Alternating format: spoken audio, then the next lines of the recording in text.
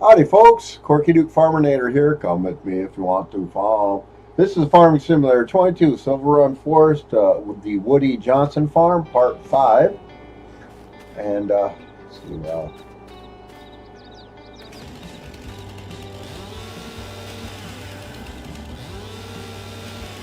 we can cut a lot of these trees down when I need some wood. Well, some of them are actually kind of small.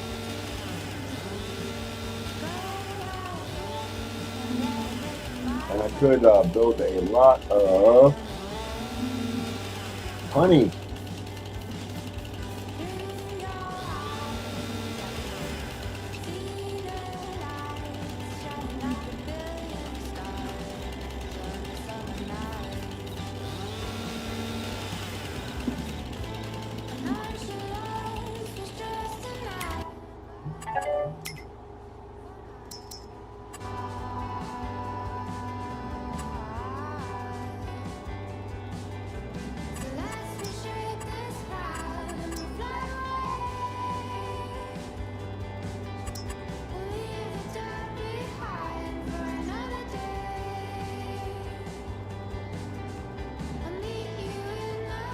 Hey Austin, how you doing? Thanks for joining the stream.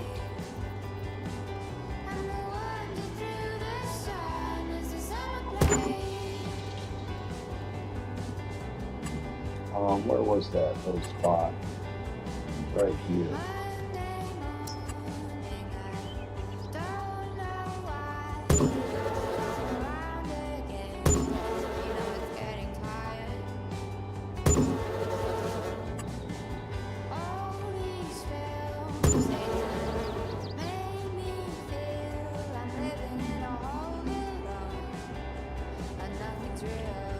Alright. I need more money. Alright, but I got some honey coming in. Sugar.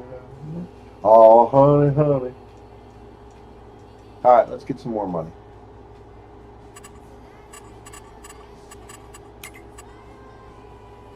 Okay. What about, we got any long planks yet?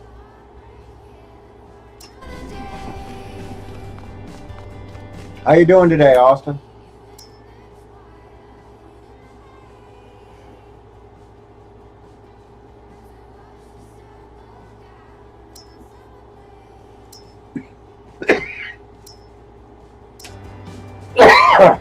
Excuse me.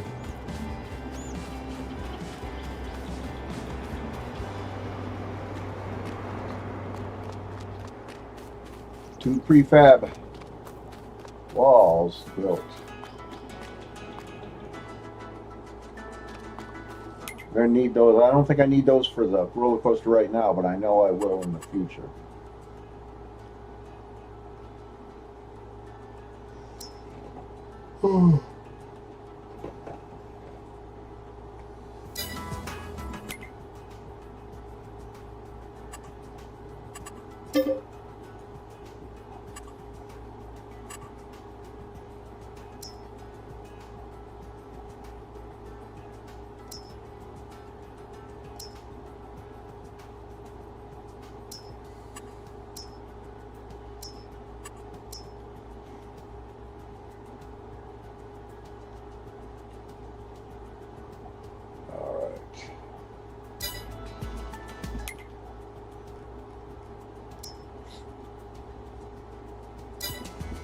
Okay, I need more money.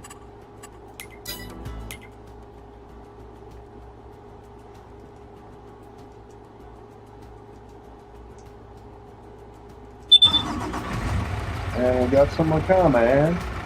Yeah, yeah, yeah.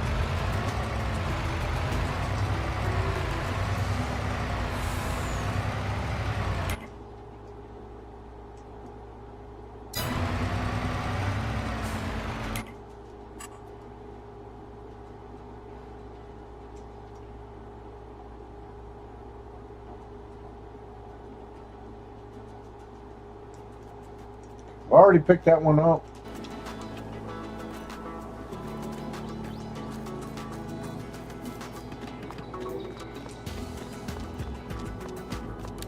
Can't remember if I picked this one up or not. We'll find out.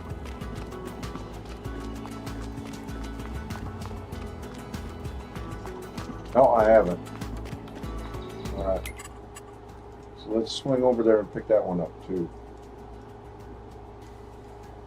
That's a long ass swing, clear on the other side of the map.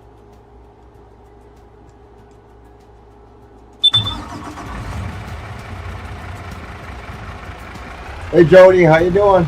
Thanks for joining the stream.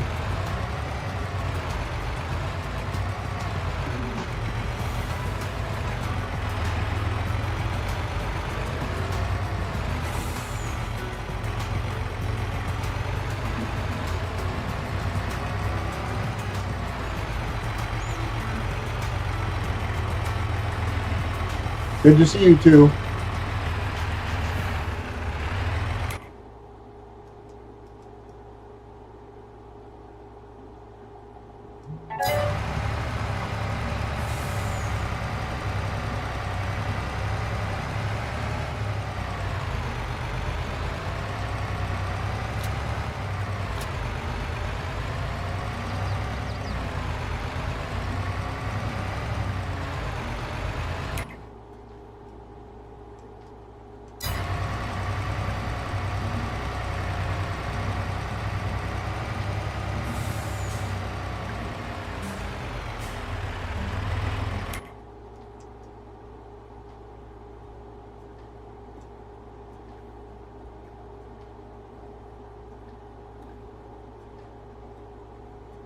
Okay.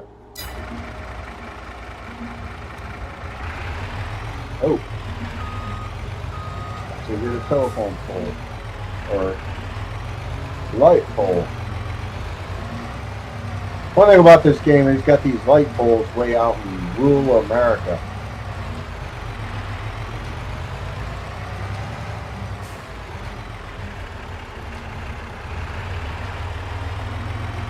Middle of nowhere, and there's a light pole out there, like it's a causeway or something.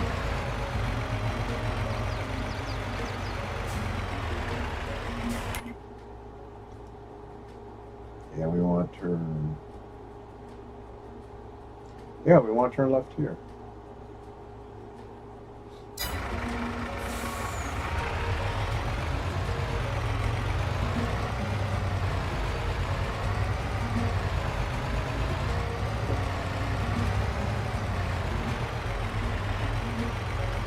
I have to work tonight. I didn't have to work last night, but I got to go back in tonight.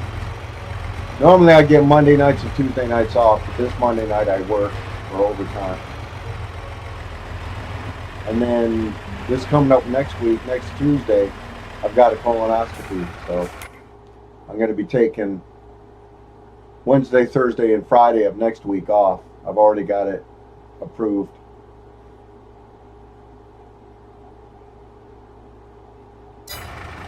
Turn right. So I'll have 3 nights off next week. I work at Cumberland Heights, which is alcohol and drug rehab center. My job is so easy. I get up every hour. I check on the guys, make sure they're all right and still there, and then put it in the computer, and I go back to watching videos on my phone, which my phone is not working right now for that. Don't know why. I just paid my phone bill. Got a text message saying that thank you for your payment. I'll get my damn phone working, bitches.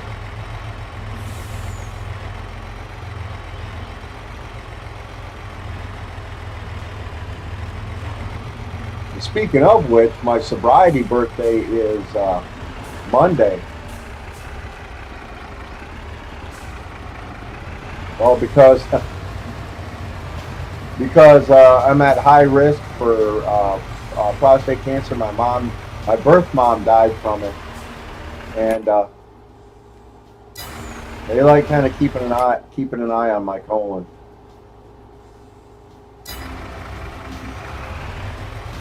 I had one, I think a year before that. I had one last year. It's a real pain in the butt too. So I like doing that joke. So Sunday when I go into work, I'm not going to be able to eat anything. That's going to be difficult.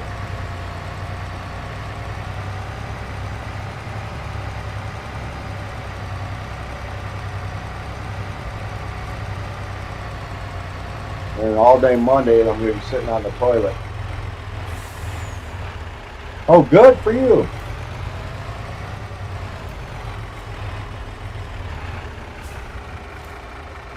Cool. Are you a friend of Bill W's?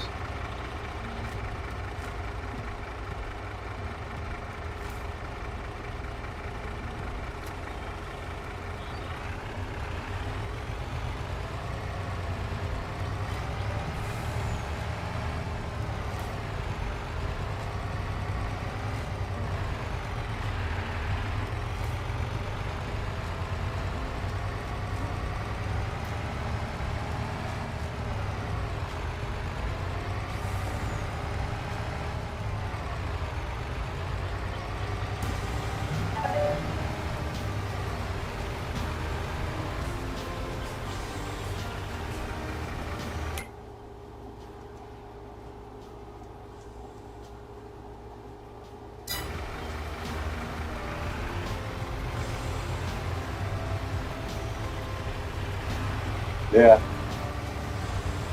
Well, what helped convince me was a DUI. So,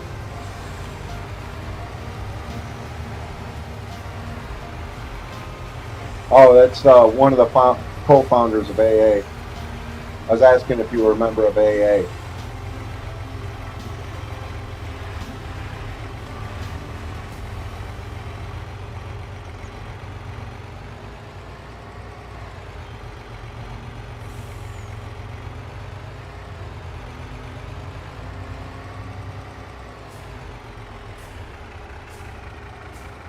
Ah, crap.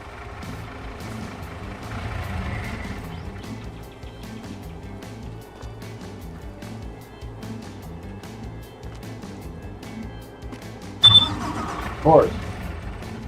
Of course. Oh,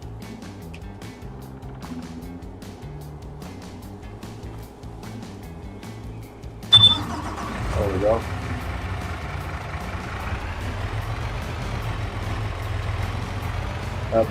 Bill W. and Dr. Bob. Bob Wilson and Dr. Smith. Dr. Bob Smith. Uh, Here's a DVD of the movie. My Name is Bill W. It's actually a pretty good movie with James Wood and James Garner. The two biggest James in Hollywood.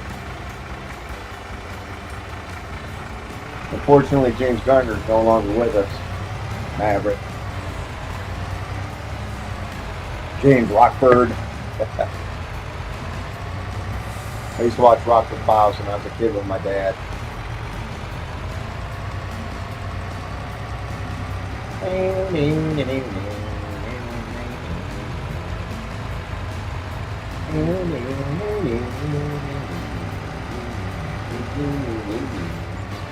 Wow, wow, wow, wow.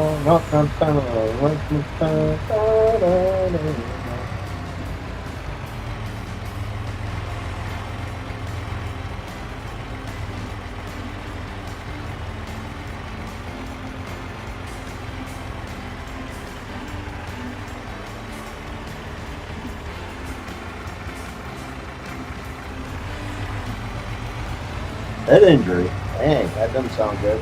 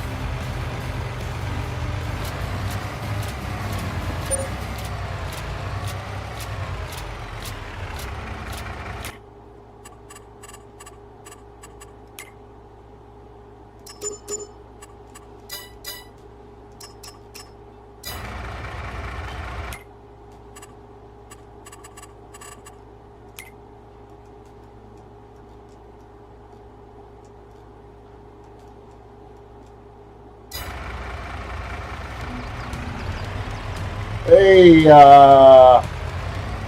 Drifter from the Hours. Hey, long time no see. How you doing? Thanks for joining the stream.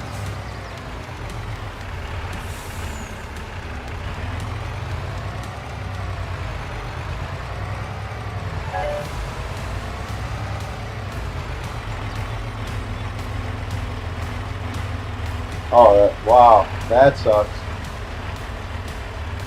Were you hurt real bad?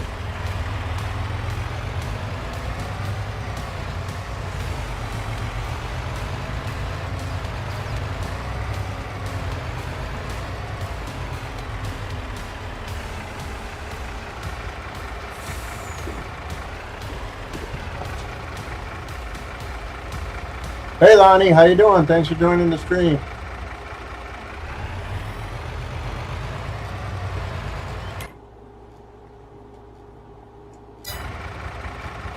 There I'm going.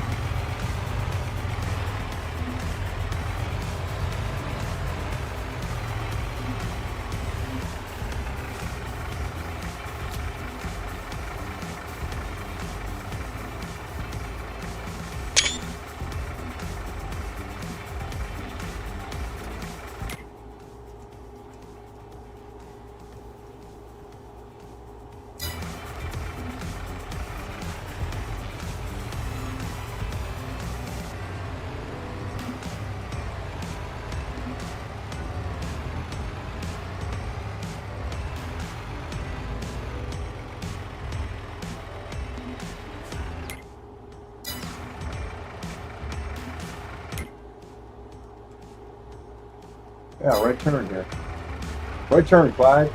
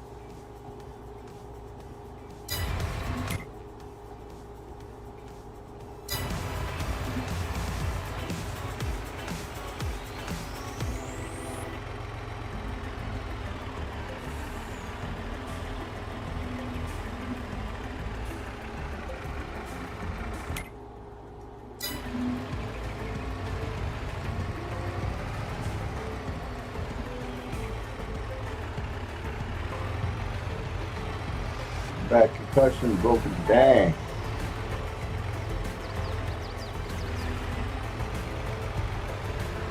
Goodness sakes, Jody. Sorry to hear that.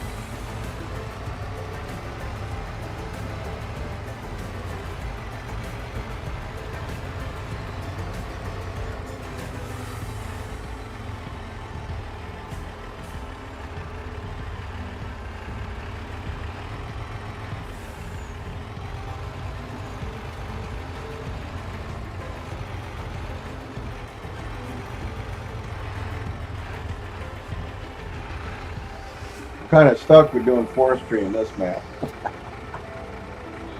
But it gives me a nice little break from regular farming.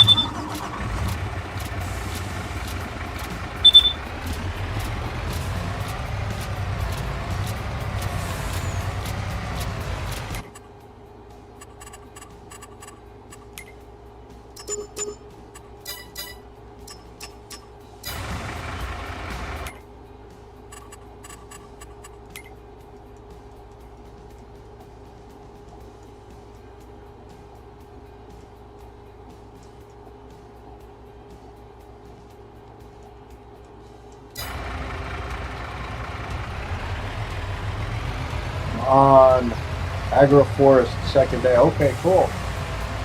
That's on 25, right? Yep, 25.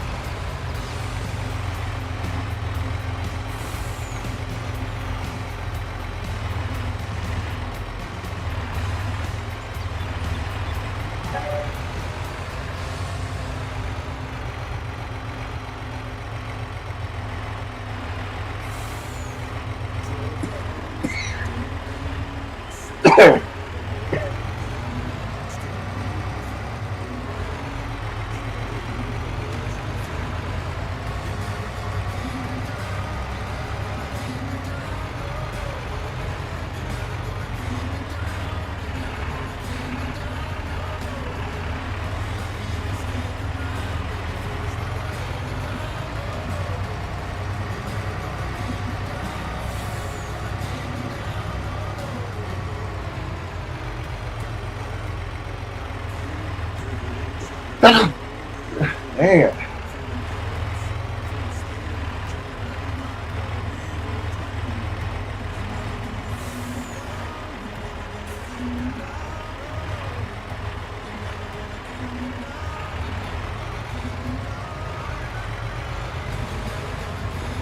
Oh.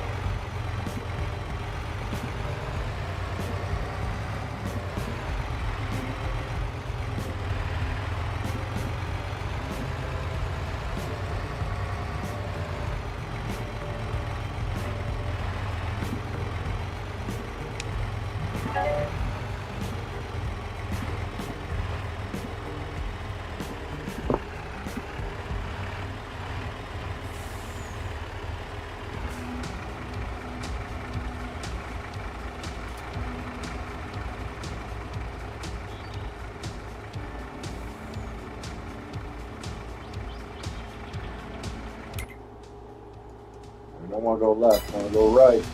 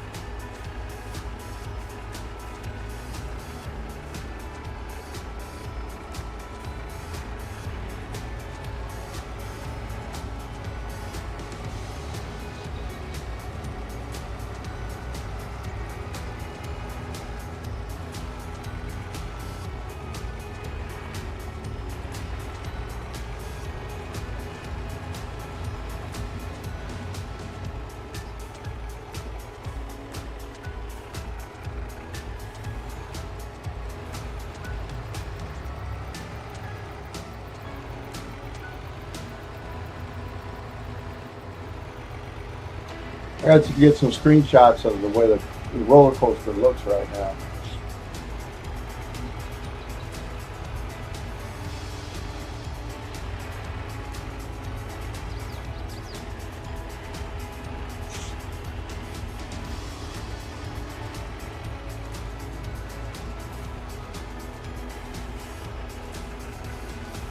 Train just went by.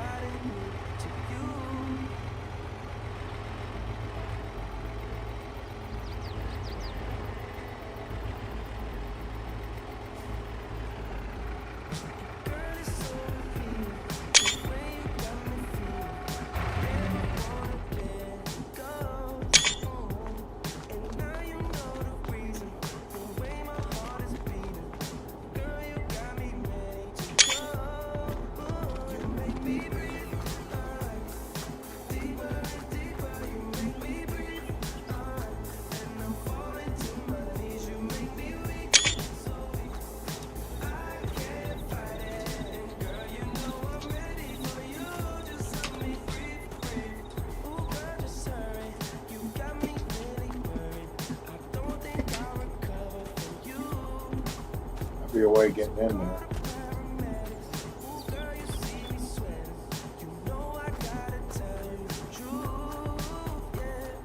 Baby, get ready on the count of three. You know your energy's got the best of me. Baby, just help me rest at ease and help me breathe. You make me breathe. Deeper and deeper, you make me breathe. And I'm falling to my knees. You make me weak. So weak. Come on. Get up in there. Girl, you know I'm ready for you. Just tell me. You make me breathe.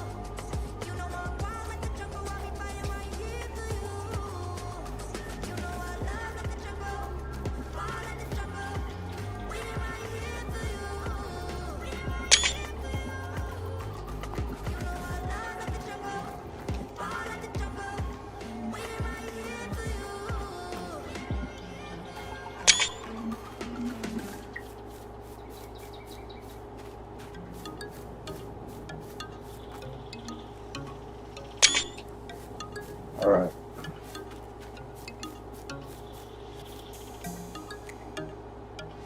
That tree may need to come down.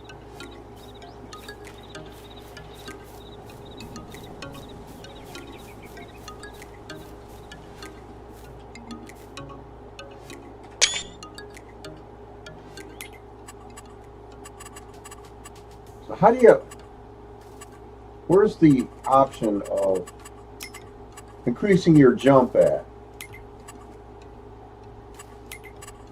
Where's that hiding at me, from me?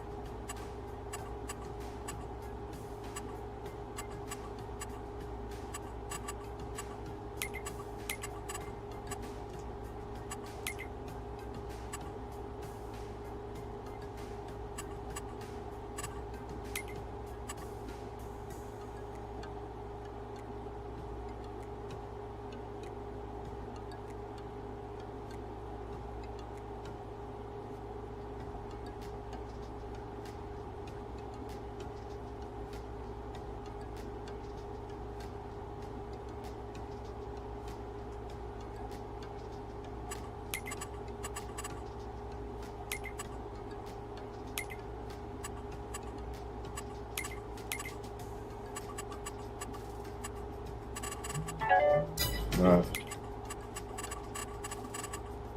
I don't know why I can't find it now. I've found it before.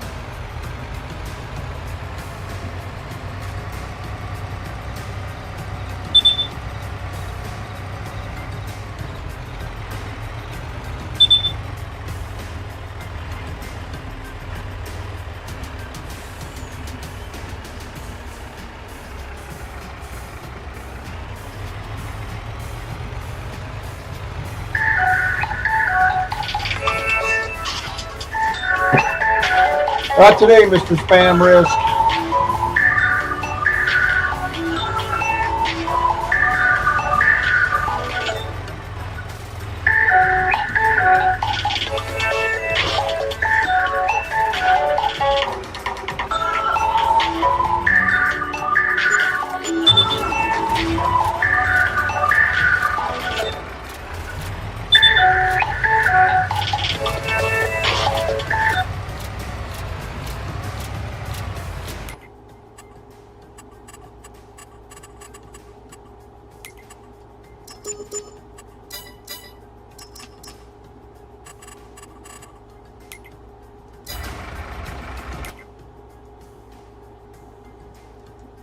How much are these two fields?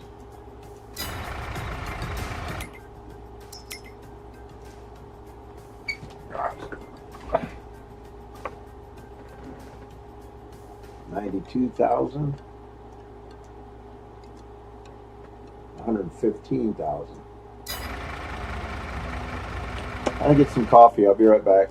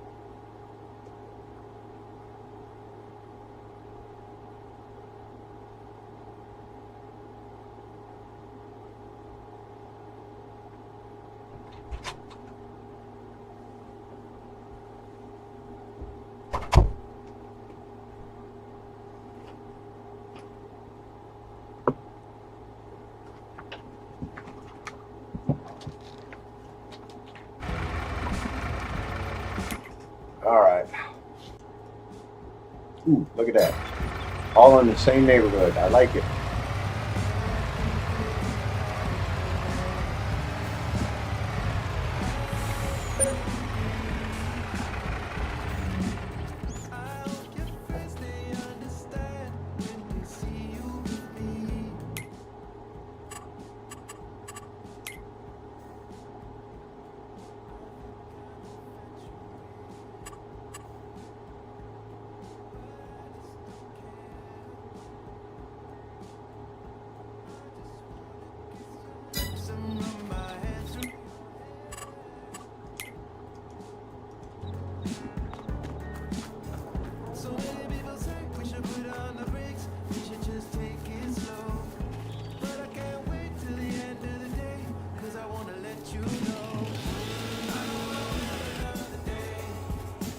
That'll be ready next month.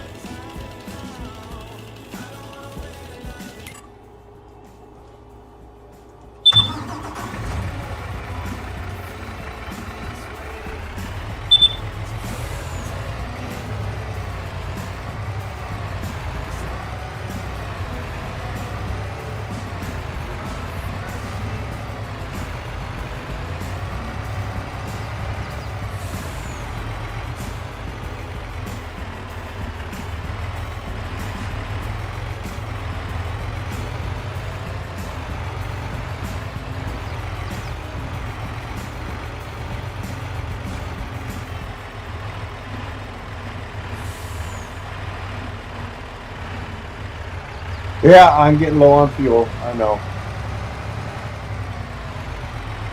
Not in the red yet.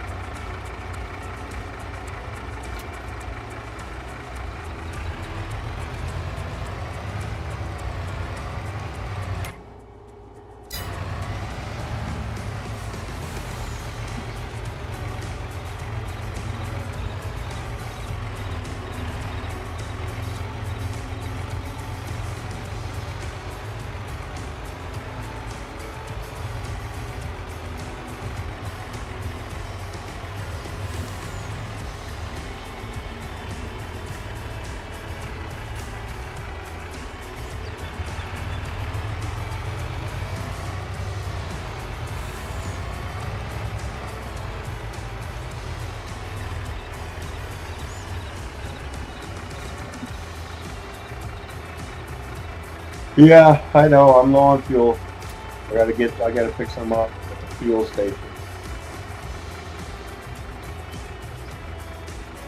I got two of the three grains I need to make my own fuel, but I don't have the fuel factory yet. All I'm short on is sunflower.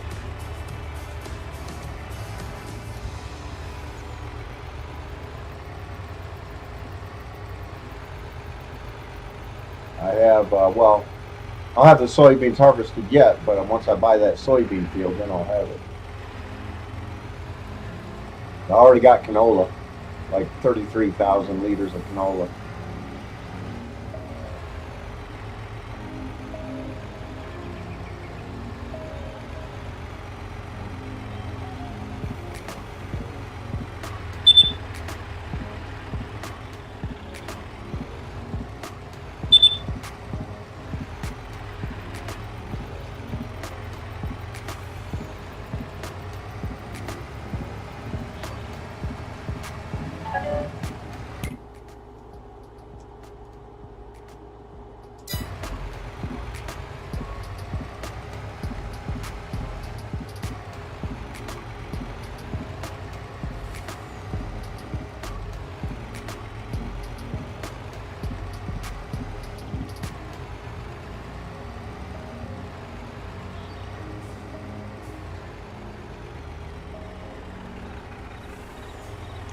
Man, the brakes are lousy on this damn thing. What the hell?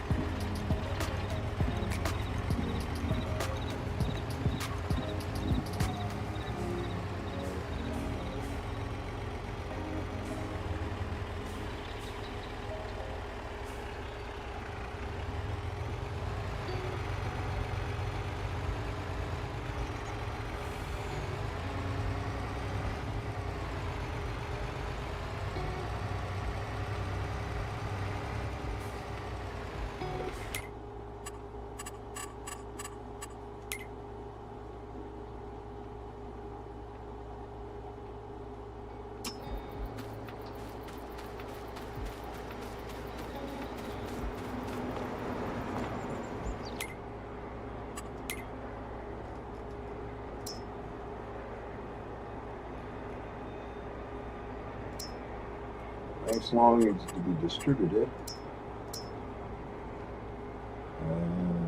So wood beams are spawning and planks are distributed too.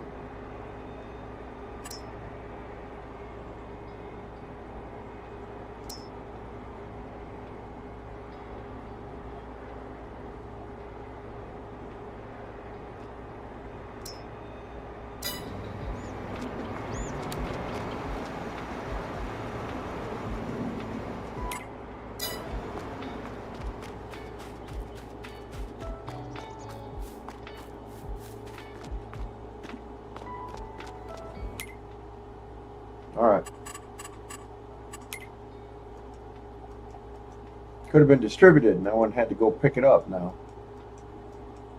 Oh well. Sure would have thought of that sooner.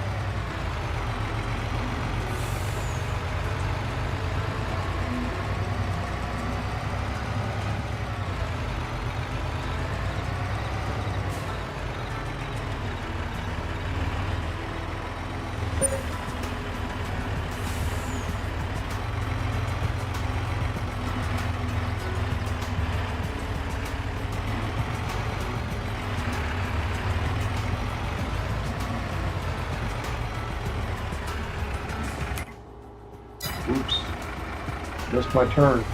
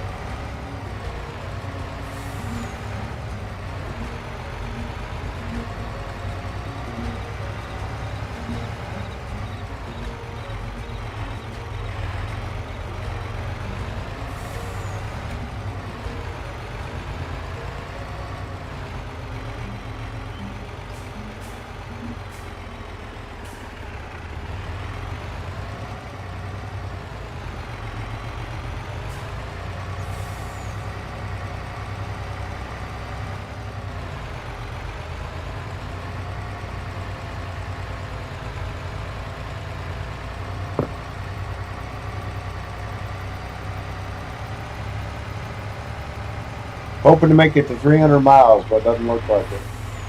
I better fuel up. Don't want to run out of fuel.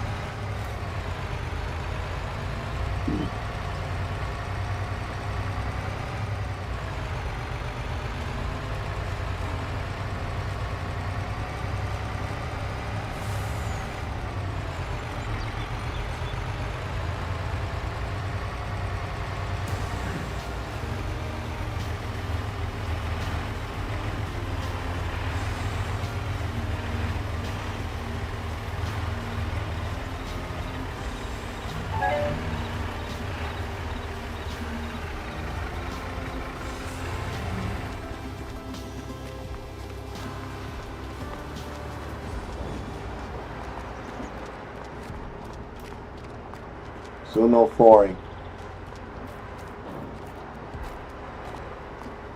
That's where it pops up.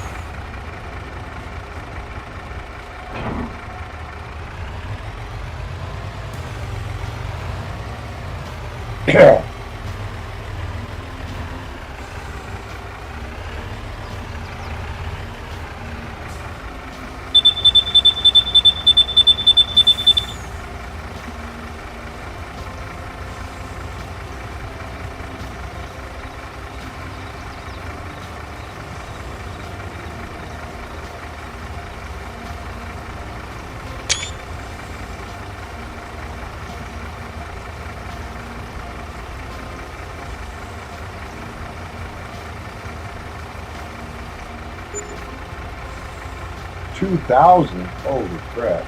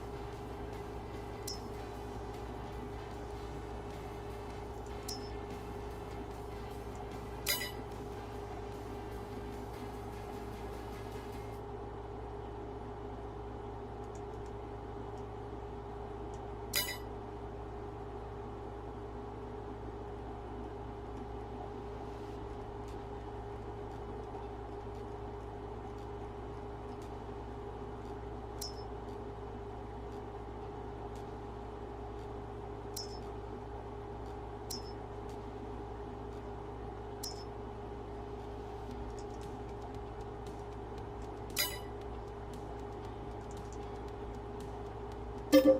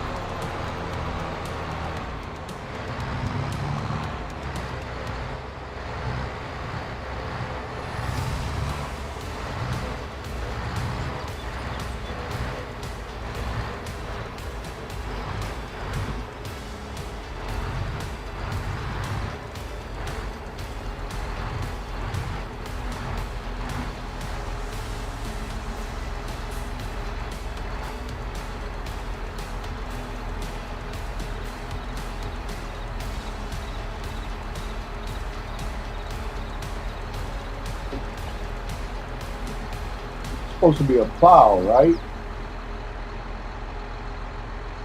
I hope I bought the wrong damn thing. Said it was a plow.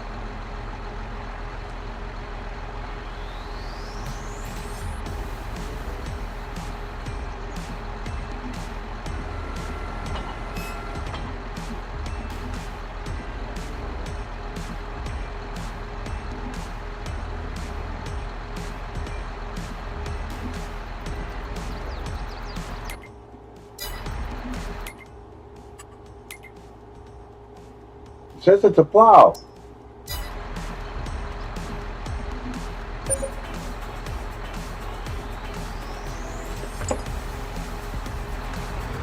Yeah.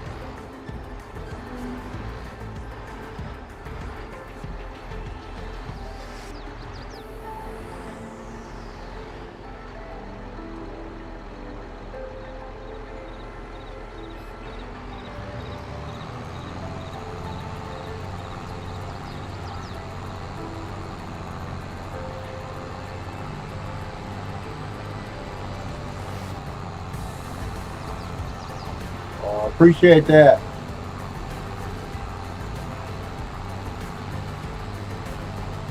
Thank you, Lonnie. Hit that like button. Like you to hit my like button.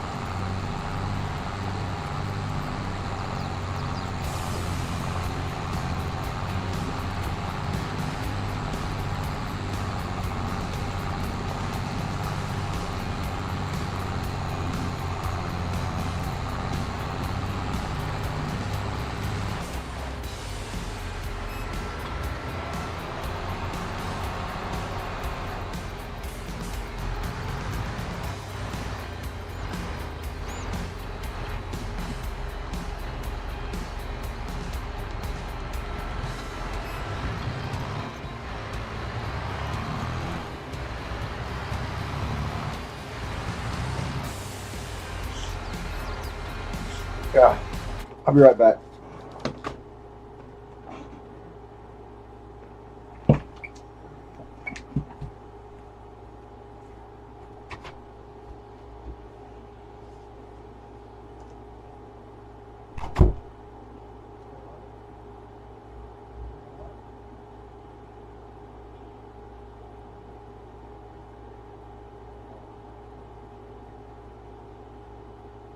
Somebody else. I don't know who's there.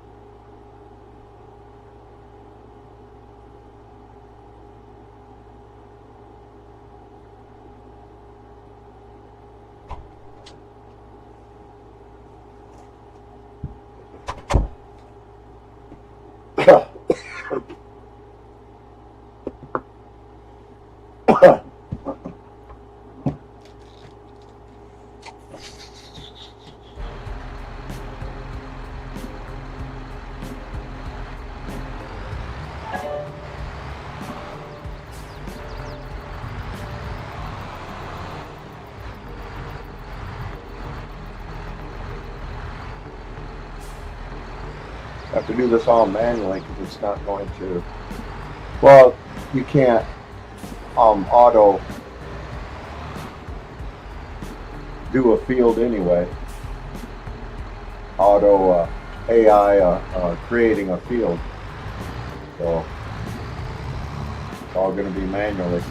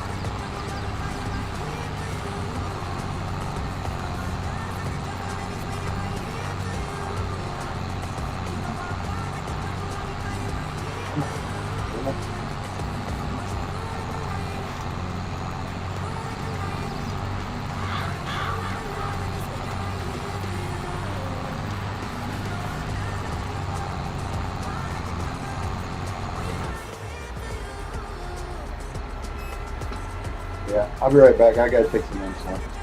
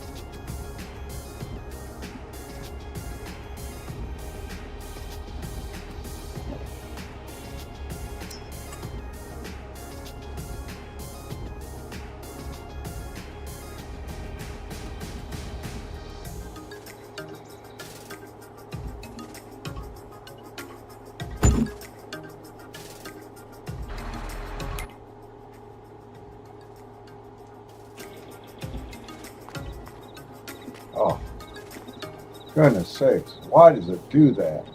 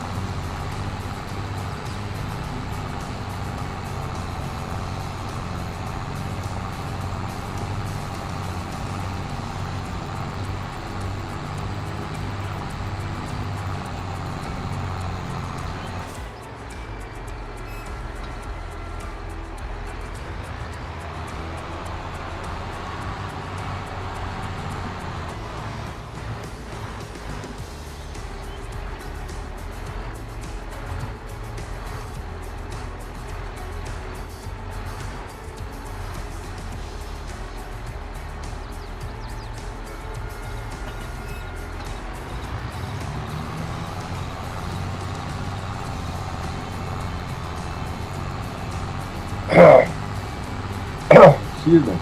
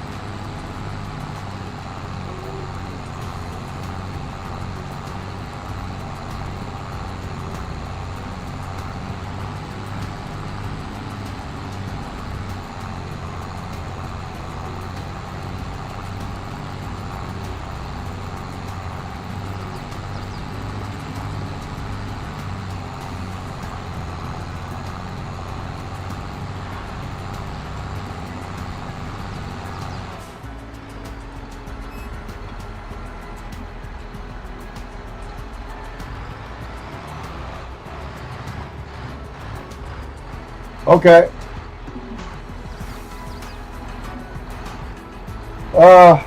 I don't know. I can try 25 again on this thing and see what happens. So, because I forgot if it, I can't, yeah, I can't start a new, I can only play on the existing games I started, and I can't start a new one for some reason. I don't know why.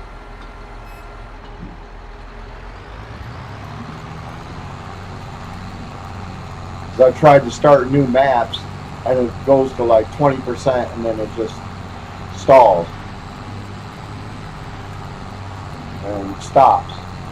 And then I gotta Control Alt Delete to get out of it. So I don't know why it won't let me start a new map.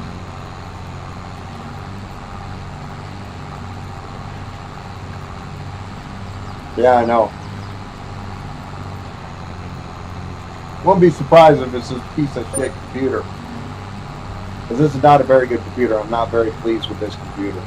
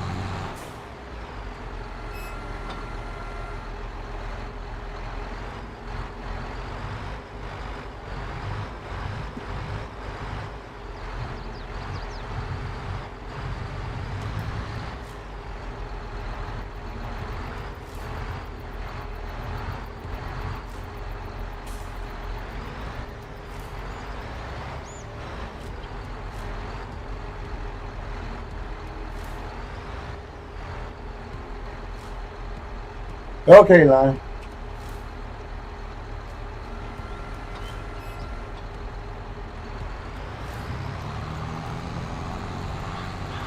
I'll be here.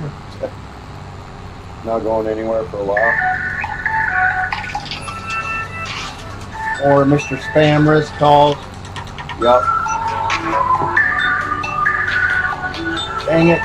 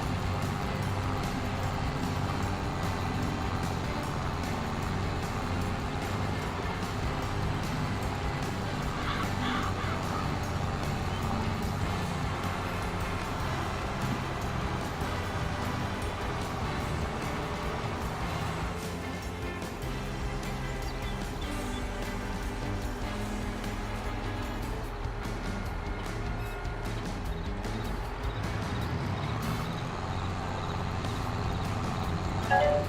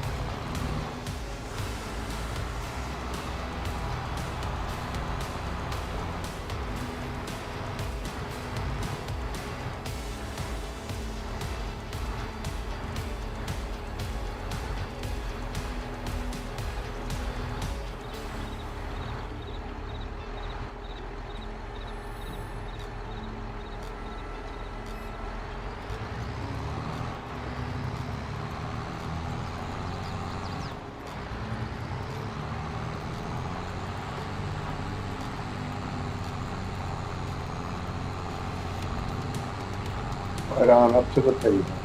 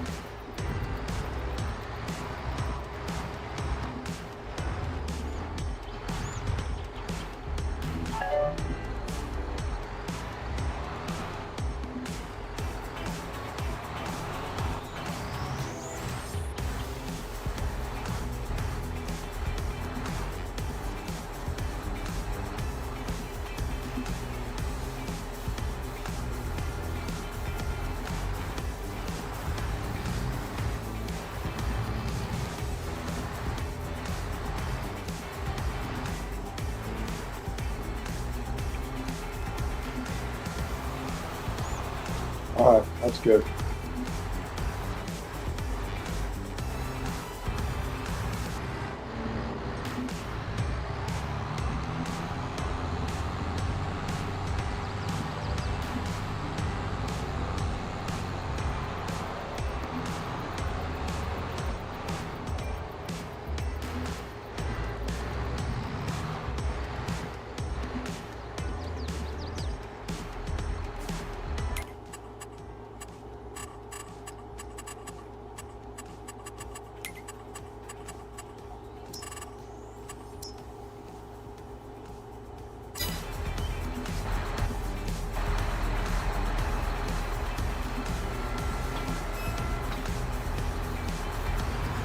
Okay, I got it.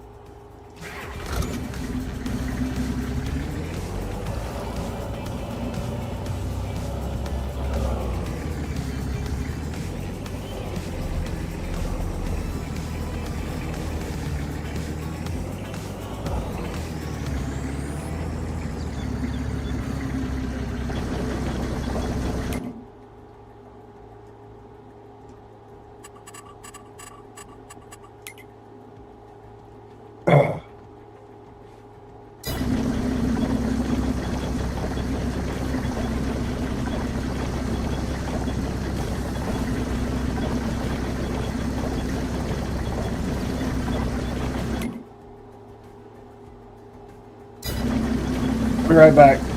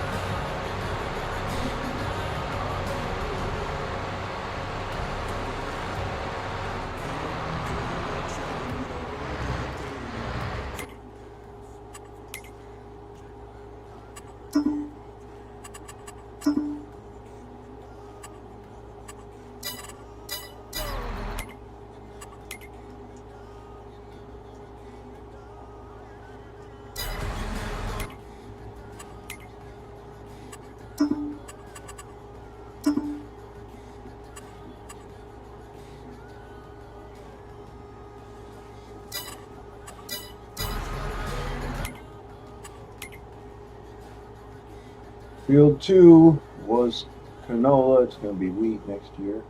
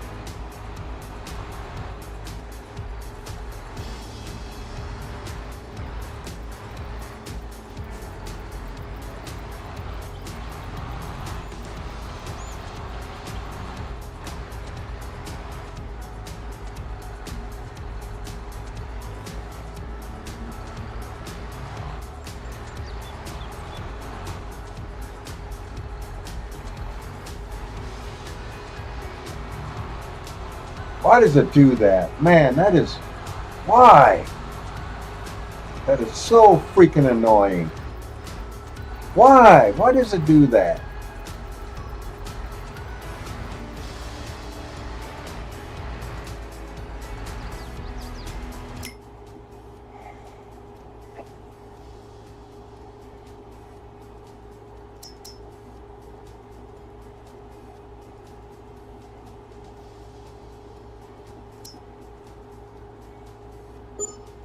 I better go with that.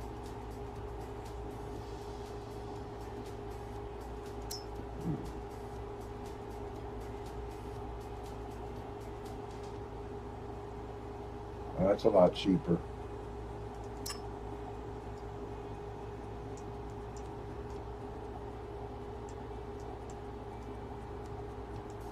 Well,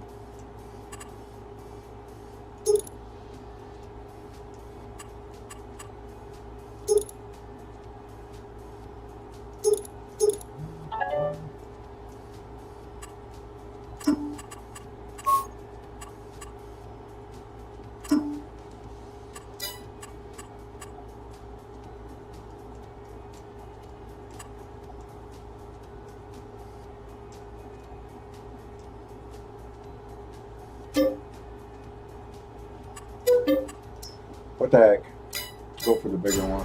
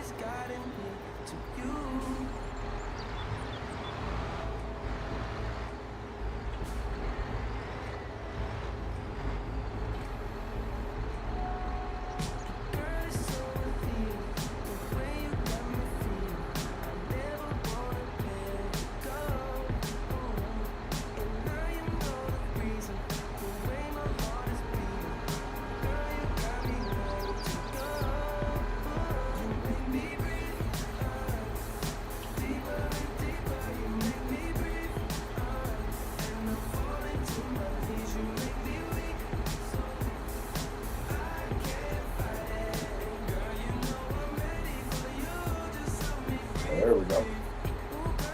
Okay.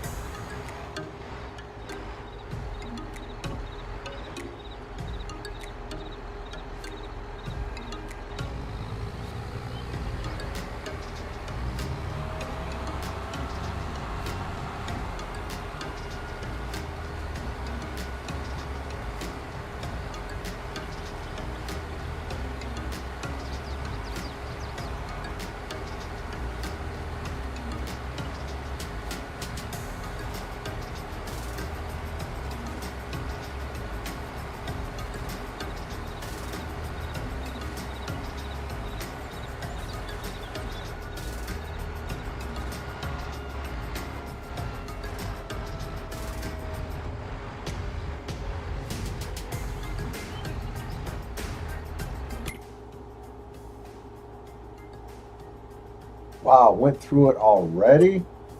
Holy cow.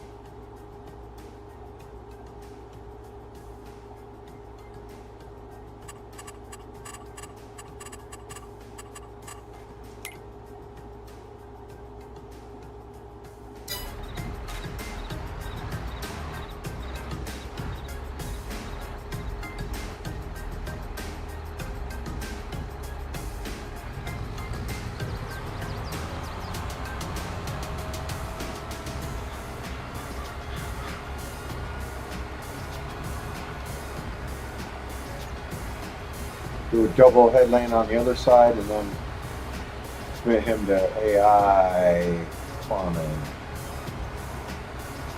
Good work.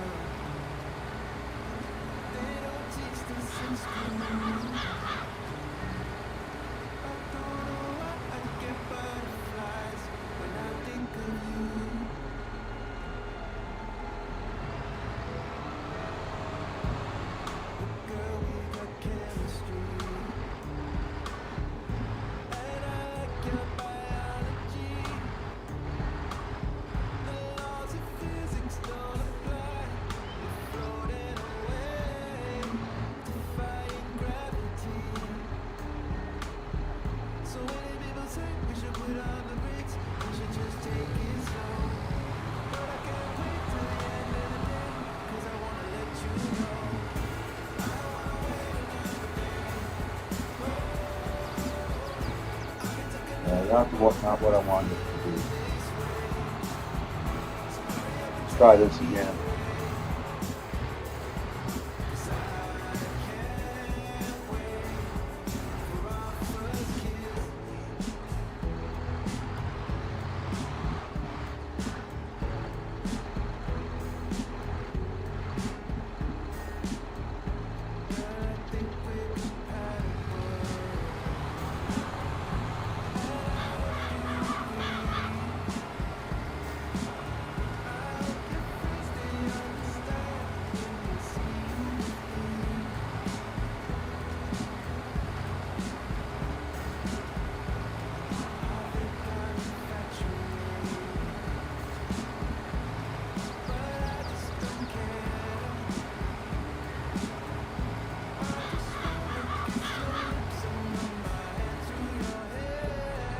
Start it from the other side.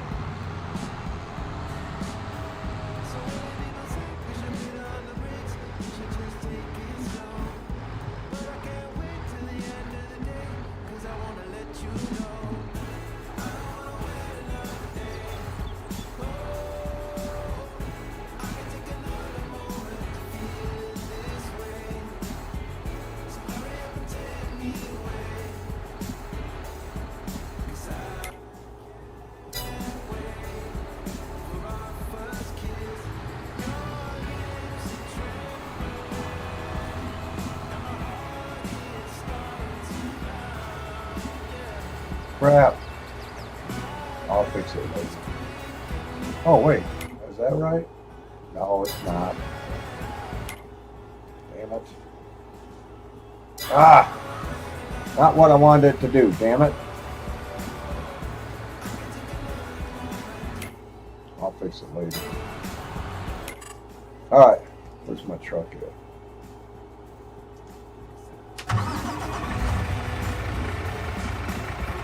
Haven't even sold this load yet.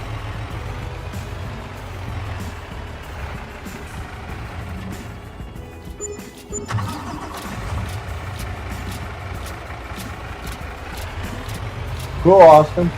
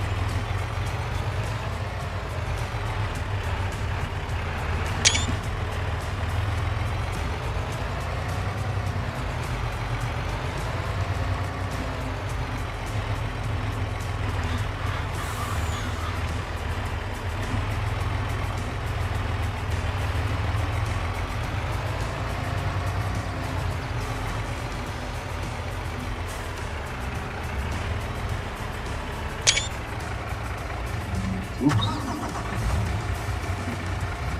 The wrong button again. I always hit the wrong damn button. Not just in this game, but like in Star Wars Empire at War. I'm doing a battle and I always hit that speed forward button, which I wish they wouldn't place right next to the pause button because you accidentally hit it.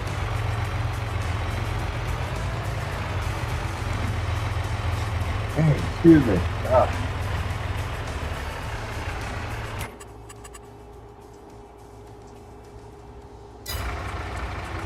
Be right back.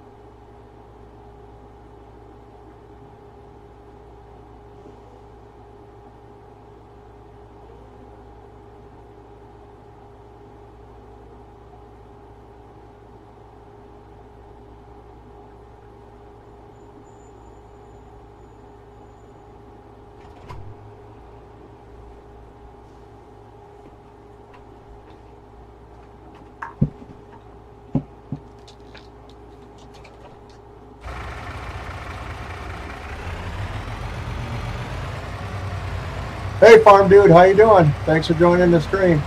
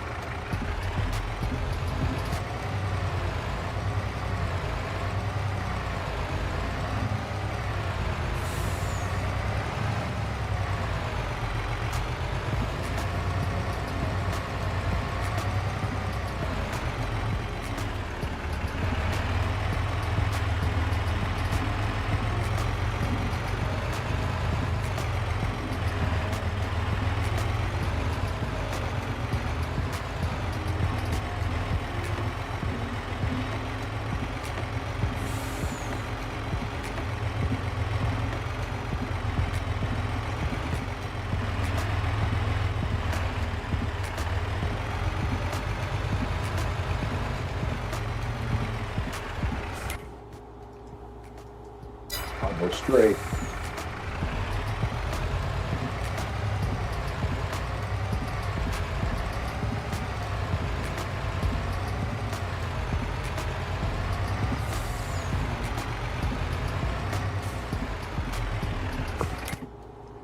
And right.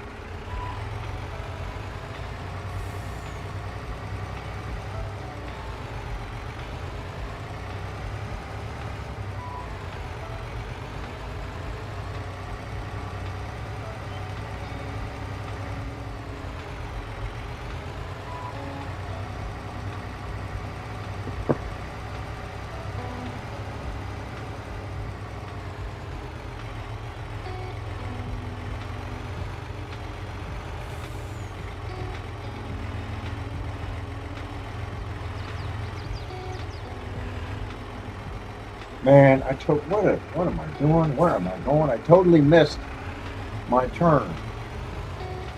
I got to thinking that I was going to go sell them. No, I got to pick up another load.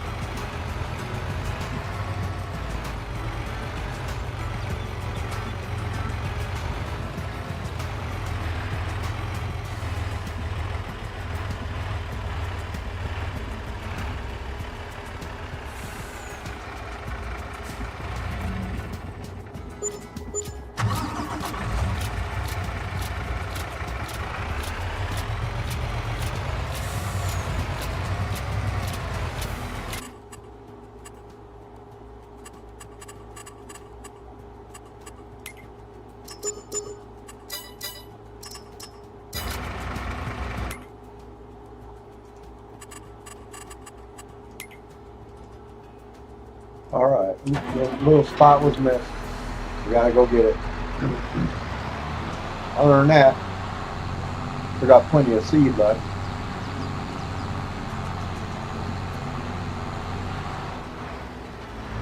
We're planting wheat next month.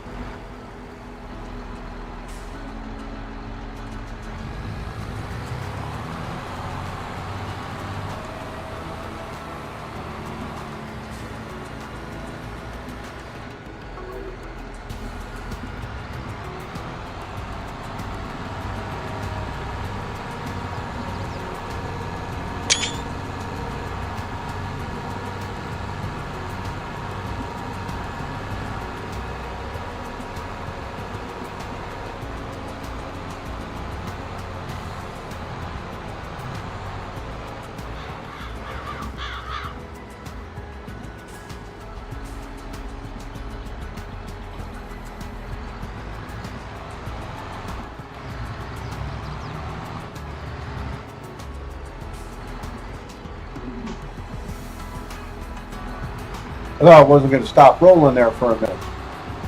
It'll roll right into that damn lake.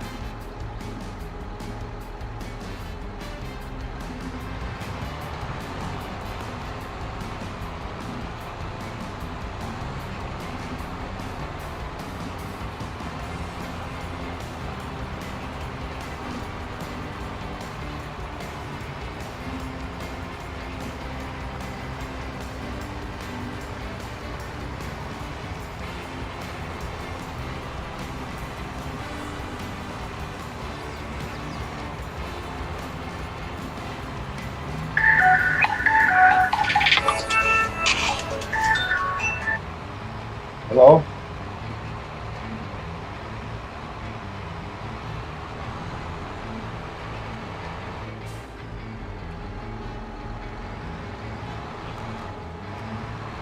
Can you hear me?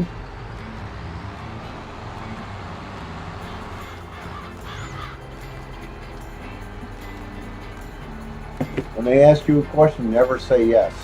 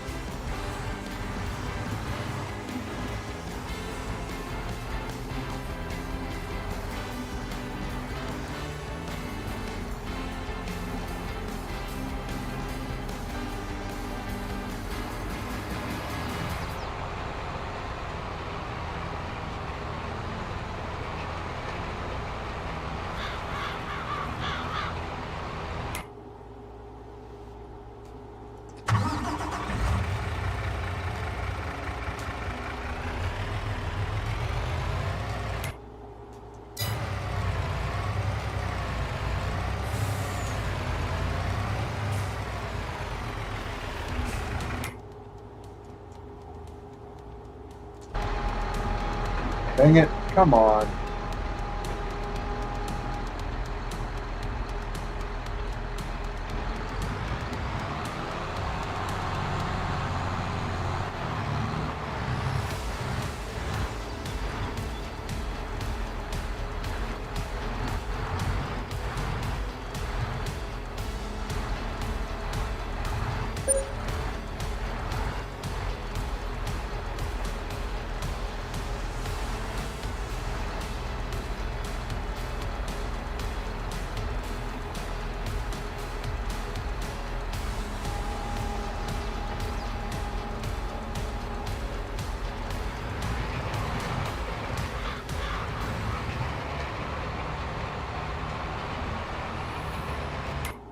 All right.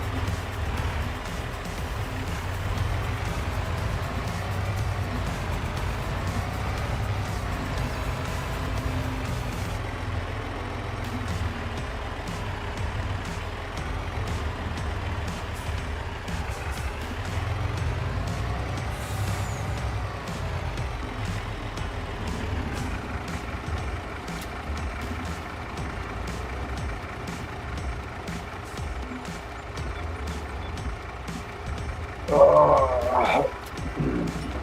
a little over 3 hours.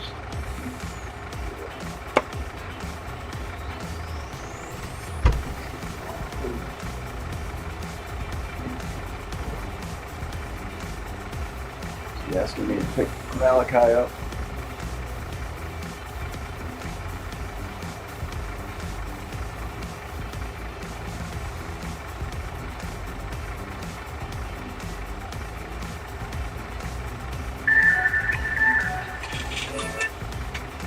Hello?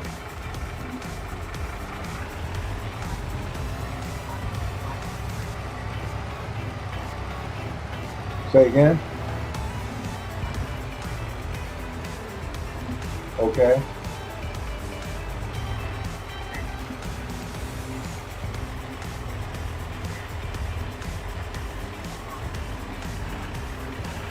No. 59.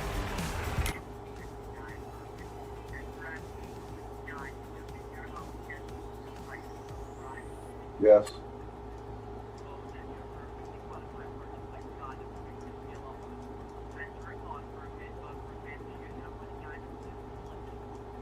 No.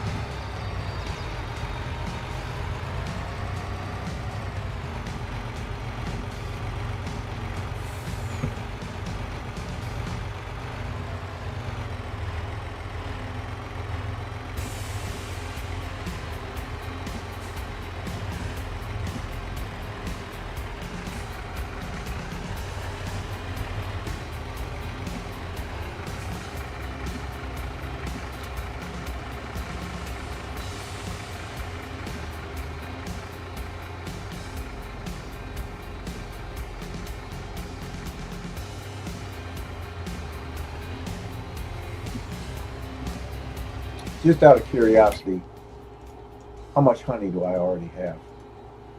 Let's take a quick glance. Oh, almost one full pallet.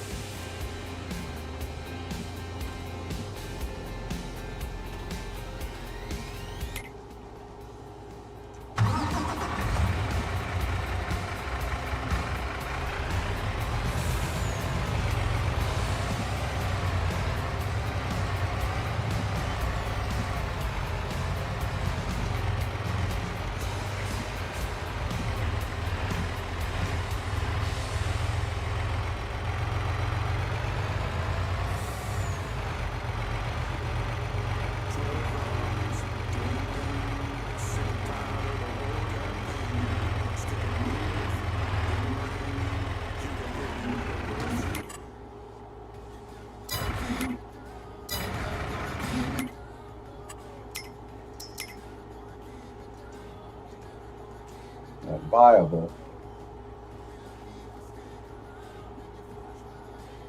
That land is viable, but, well, I already own it, but it's really rocky. It's not going to make, damn it, a good field. I could put production sites along here. How much is that area?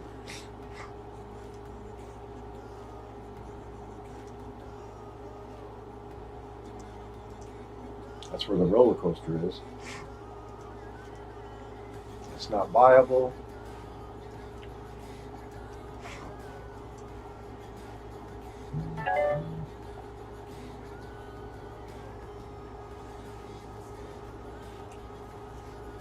Could I make a vertical field here? I don't know.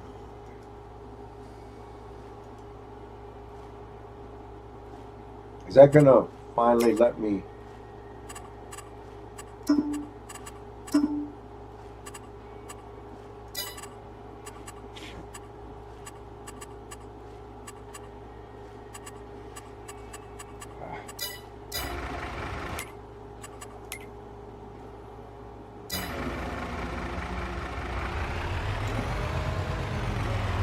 So no flooring tiles.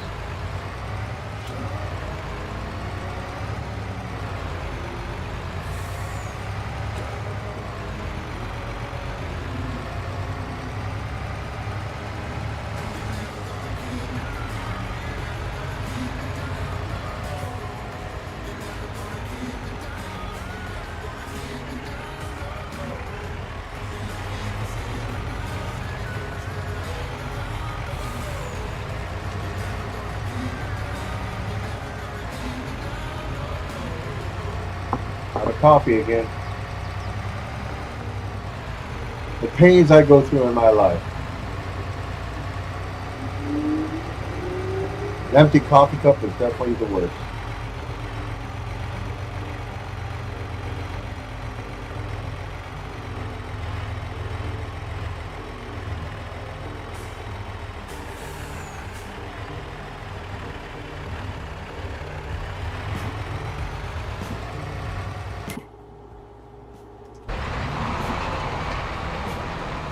Okay. I shall be right back.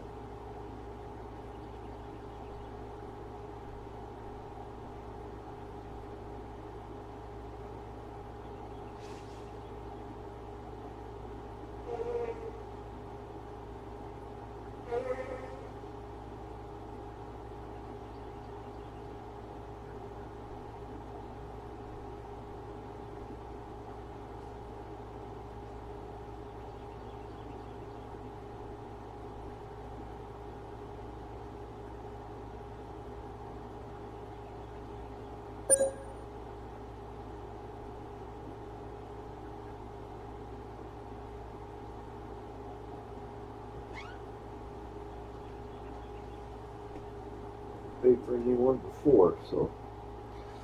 Done my bill for my ambulance ride last week, or week before, whenever it was. I've never paid one yet. I ain't gonna pay. The VA needs to pay for it. It's so easily legally fought because I did not give consent to be taken by ambulance to the hospital.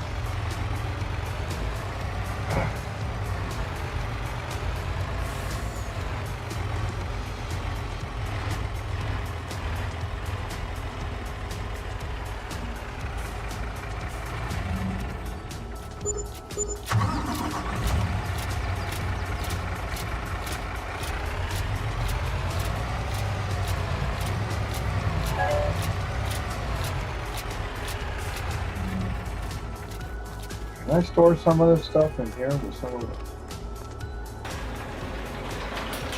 I think my roller might fit in here.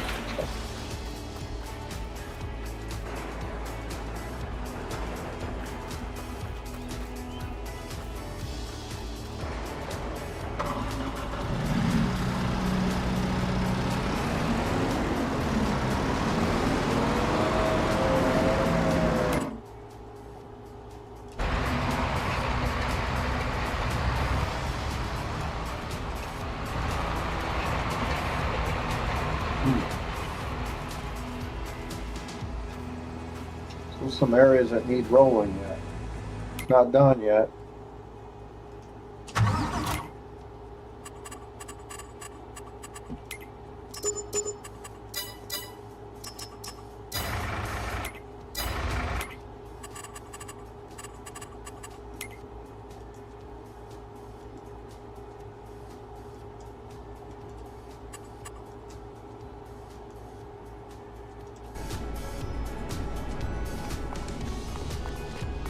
Another roll of iron.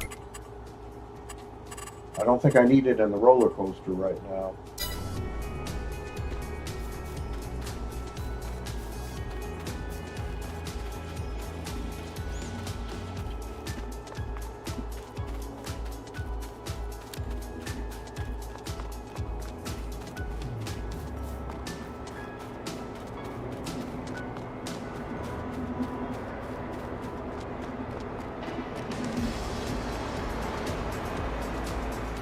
Wood beams,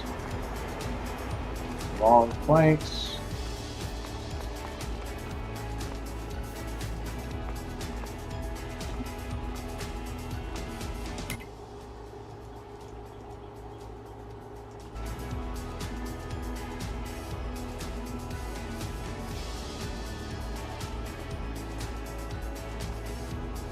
Still need wood beams.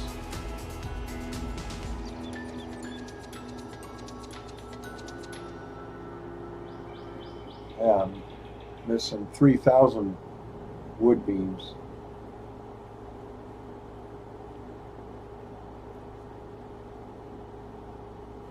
You can't identify it, girl. You can't deny it. That I'm always vibing with you.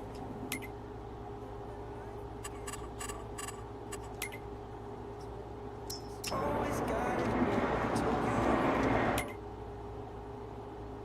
Oof. Hmm.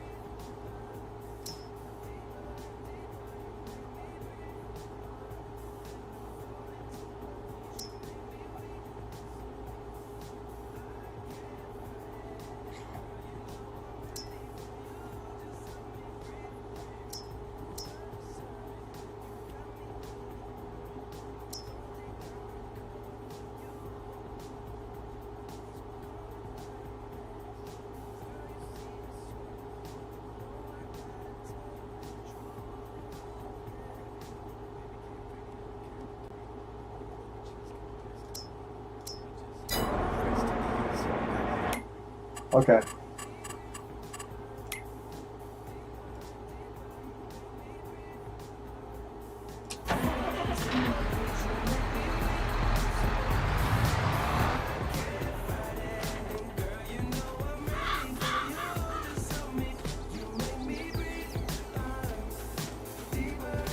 Maybe it's all rolled now.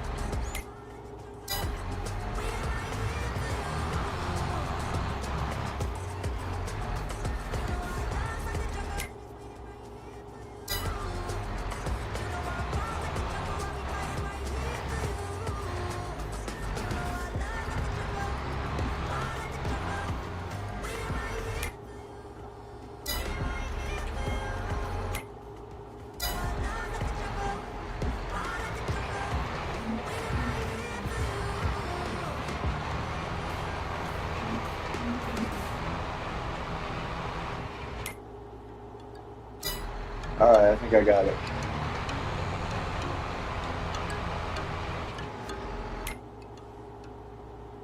Nope. Must be right along the edge.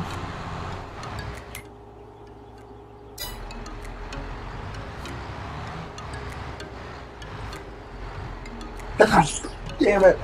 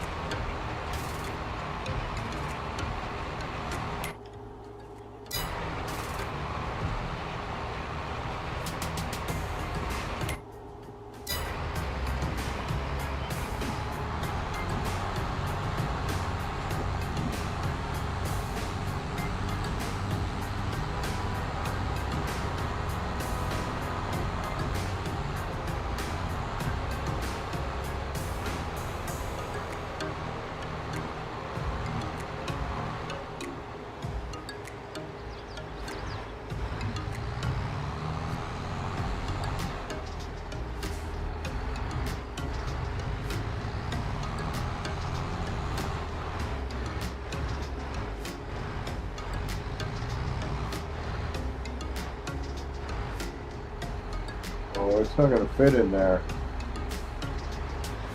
I don't think anything's going to fit in there.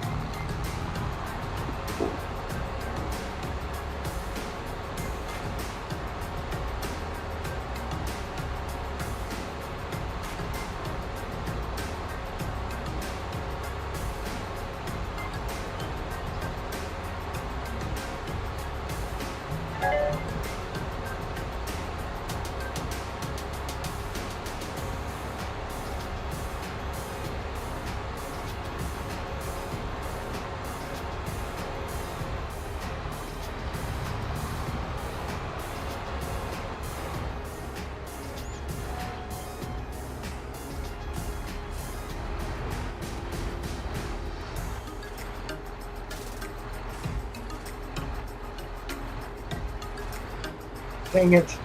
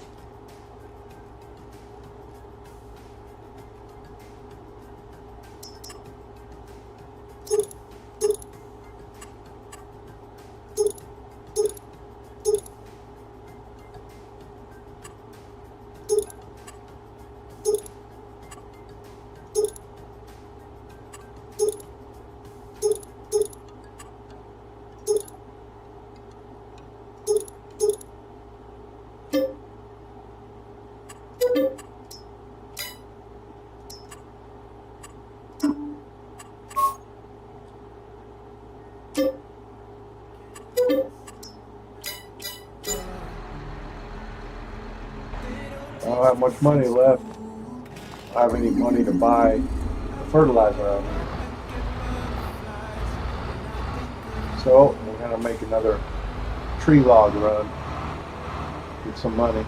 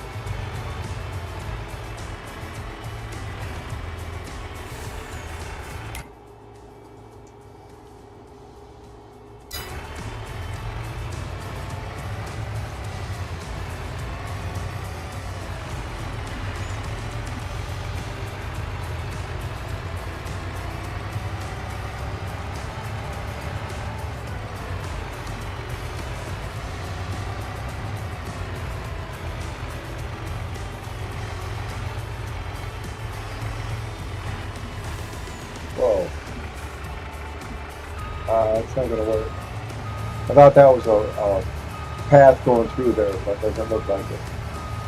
In fact, it's a driveway to get there.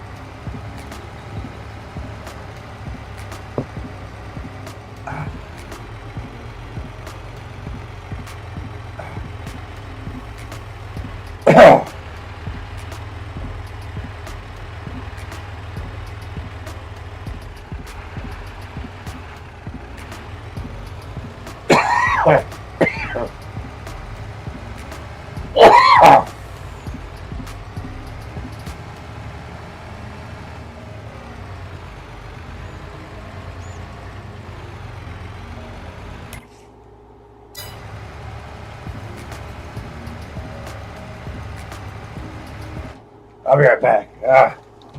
Problem with my nose.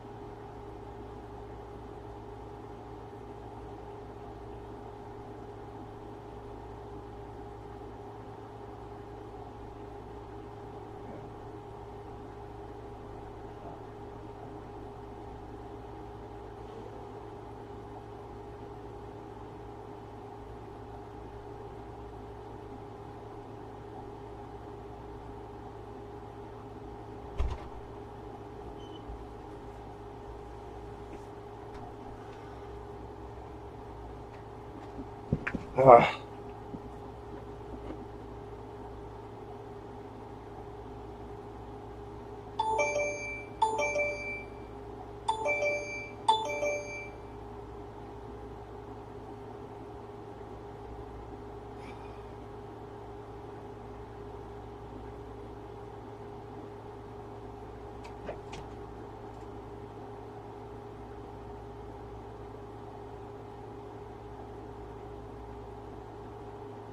Come on, come on, come on.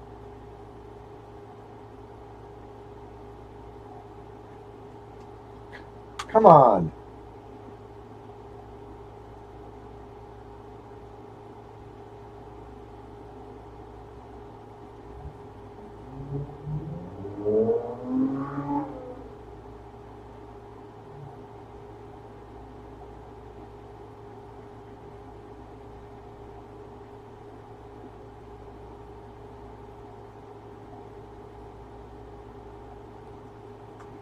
Come on, come on. The hell is wrong with my damn phone? Come on.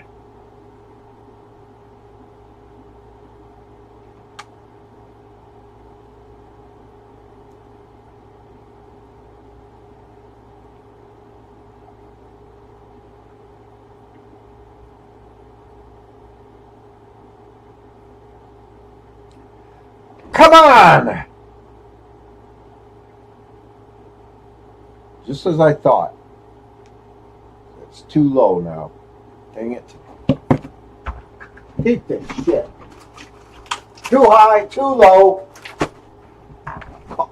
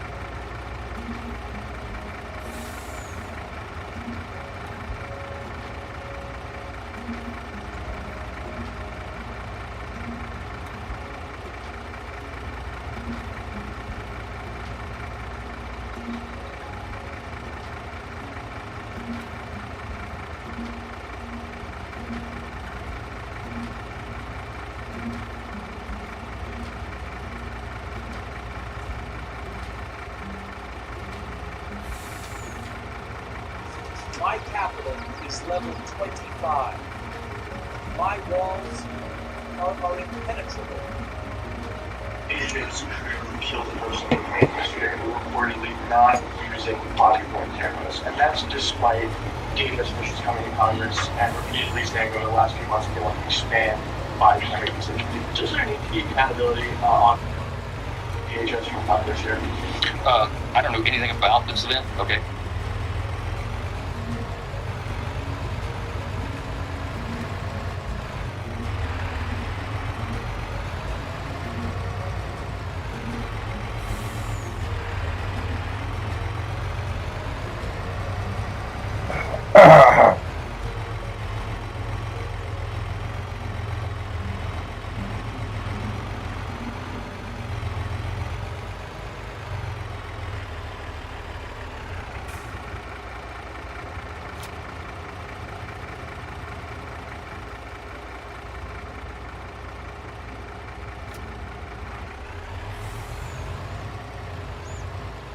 I was a little busy yesterday, so I'm going to reserve judgment. I know that there was a tragic shooting, and I'm not going to comment on it because I don't know. You guys can mock me for not knowing that. I worked about and we 22 hours will, last, you piece of shit. I did not get the briefing on that yet. I will this morning. Yeah, I'm not going to mock you for it, Mike. I'm just going to call you a liar because that's what you are. You know exactly what happened yesterday. You know what happened in Minneapolis. You understand that un-American actions are continuing to accelerate across America while Susan Collins votes for $70 billion in ICE funding that has no reforms attached to it. You have Americans being gunned down in the streets of Minneapolis by masked men. That's un-American. You have fathers, husbands, grandfathers being gunned down in Houston, gunned down in the street for no reason in Biddleford, Maine, and the killers whisked away. No justice, no investigations, no real investigations allowed by local authorities who have seen their city streets being turned into killing zones. And you don't know about that, Mike? What do you know about? You know about, oh my God, you know about the $350 billion that you say is needed to fight communism in America? And he can't even define what communism is. I saw conservative commentators who are still conservative, unlike you, unlike the president, unlike so many other Republicans that I used to work with in Congress, saying every conservative should be afraid when a Speaker of the House says we want to use $350 billion against Americans. People that you call communists because they believe in more affordable health care. People that you call communists because they believe that billionaires and multinational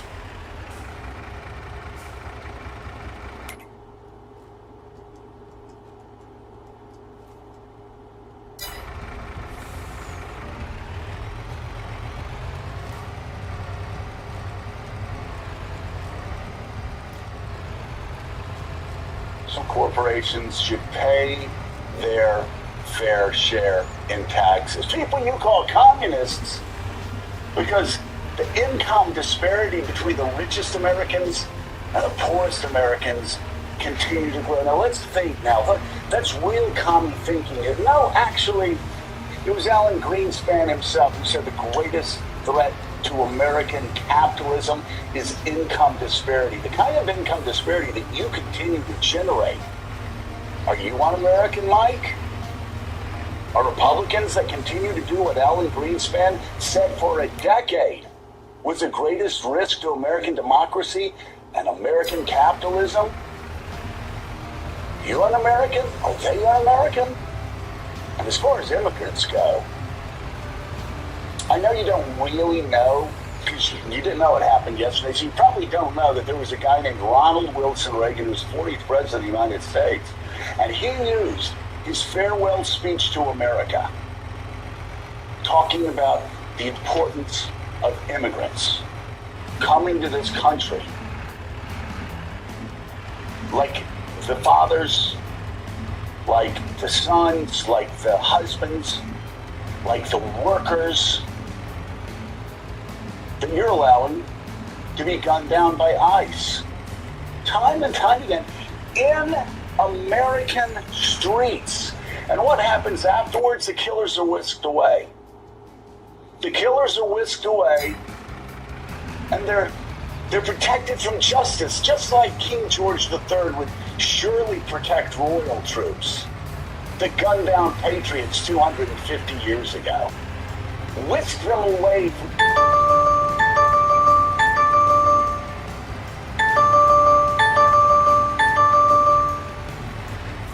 the scene of the crime where the patriots are gunned down. Here, whisking these masked, federalized troops away, Willie, from the very men who are gunned down without cause. I want to know, what does Ken Paxton think about a Hispanic father, a Hispanic grandfather, a man who's been in America for over 30 years, misidentified and shot to death in the street of Houston? What does Ken Paxton think about that? What does Susan Collins? I'm sure she's disturbed. Or what's her word? What did she say? I'm concerned. Maybe it's concerned. I'm sure she's concerned. I would be concerned about what happened in the streets of Maine. A sweet, kind, young man, the community member said, was so kind, so loving, getting gunned down in front of this little girl through a car window in front of his family. Where's that killer? What justice for that killer? What justice for that killer? What justice for the men and women who continue to let American streets turn into killing zones? Communists? They're worried about... Maybe they should be worried about fascists. There he is. There's the young man being remembered. The young father. Get 2 jobs. The young worker.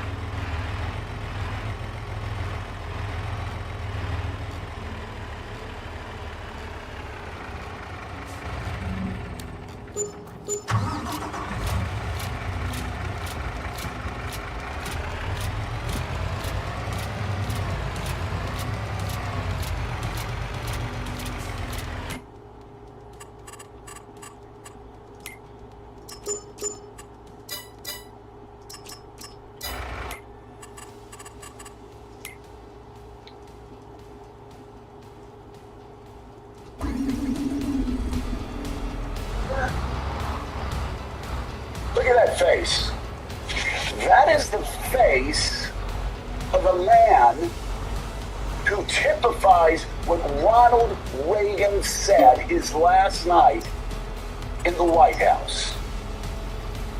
It is men like this that will keep America forever young.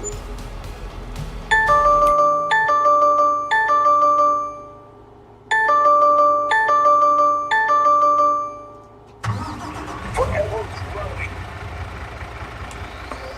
America, you can go to France, and you'll never be called the Frenchman Reagans.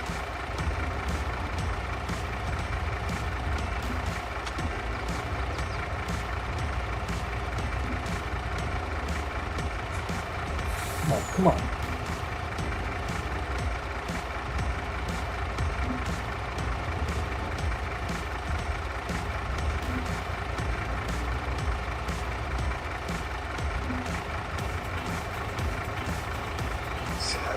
You can go to Turkey or Germany, and you'll never be Turkish or German. But you come to America, and you will become an American. And Willie, according to the New York Times, this 25-year-old young man, a young father, was left dead in the street with his wife weeping next to his body. His 3-year-old girl saw the whole thing happen, traumatized for life. They lived in an apartment building. He worked as a DoorDash driver and cleaned a veterinary center at night. He held 2 jobs. He was seen in the community as someone who was so kind. The whole family was seen as so kind. And all of a sudden, this happens to them for no reason, it appears. And according to his father, he had legal status to work in America. And from all the reports we've heard so far, Willie, he was not the intended target of ICE. Well, that's the important point. They shot the wrong person. They killed the wrong person.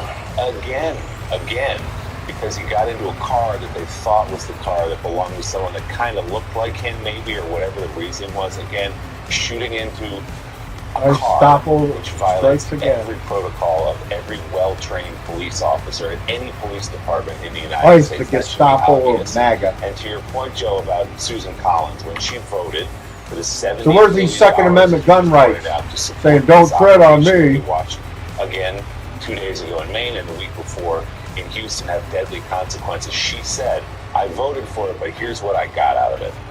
Body cameras and real investigations when bad things happen. Well, no body cameras, again, in the case of this shooting in Maine, and no real investigations of any of these. It took 6 months for federal investigators to give evidence over in Minnesota to state officials so that they could then look into it. These are not real investigations. This is not real accountability. And for Mike Johnson to say, I worked a 22-hour day yesterday, doing what? We don't know, sweeping up after President Trump or chasing around whatever the president's request or whim of the day is, because that seems to be his job. I guess there are going to be a lot of staff firings in Speaker Johnson's office if they didn't brief him on this story. And again, Joe, just to go back to the core, as you bring up Ronald Reagan, principle that conservatives have talked about since I can remember, which is the idea of jackbooted thugs, as they called them around Ruby Ridge, or they called them around Waco, you know, marauding through the streets, going after the people in this country. It's happening. It's happening in real time in our streets in this country. It's happening in real time in our streets. And maybe those people driving into their country clubs with "Don't Tread on Me" license plates on their Maseratis, maybe they should take those off and understand that if they still support this administration and their actions, then they actually are on the side of King George III. They actually are on the side of the people that conservatives once called jackbooted thugs after Ruby Ridge and after Waco. They are the ones that are allowing the killings to go.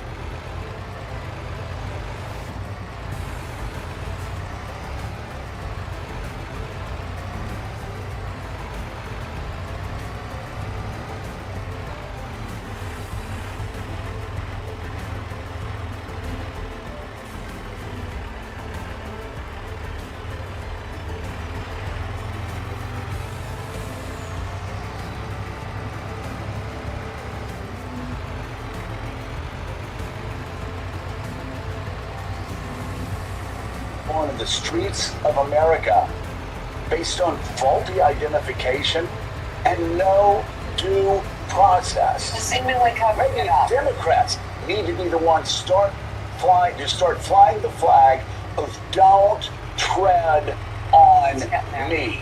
Because that's what this administration's doing. And there are reports that tomorrow night the president is going to speak trying to seize this midterm election away from voters. And actually trying to say that 2 Democratic senators elected in Georgia are there improperly because he's got a bunch of fools, a bunch of bumpkins around him that will tell him whatever he wants to hear. Is there any Republican on Capitol Hill that actually has the courage to do what Barry Goldwater did when he walked over to Nixon and say, Mr. President, it's over? Does anybody have the guts to tell Donald Trump, Mr. President, do not go when you're thinking about going on elections or it will be over? Do not try to steal these elections. Do not try, because you think that Republicans are going to do so badly this fall. Do not try to take the vote away from Americans. Because that's exactly what this president has been trying to do with the SAVE Act that would actually take away the vote. 45 out of 50 states, you wouldn't be able to use your driver's license. Women who got married and changed their names might not be able to vote. You can go down the list. Trying to seize voter rolls state after state after state after state, and then saying, oh, you can't get mail-in ballots if you aren't in a state that allows the federalization of voting. This is all about the federalization of policing, the federalization of killing, the federalization of voting, the federalization of everything. And by the way, I just have to say one final thing. Mike keeps talking about communism. Willie, you know, Ron Paul said yesterday, yeah, there is a real threat when it comes to communism. When it comes to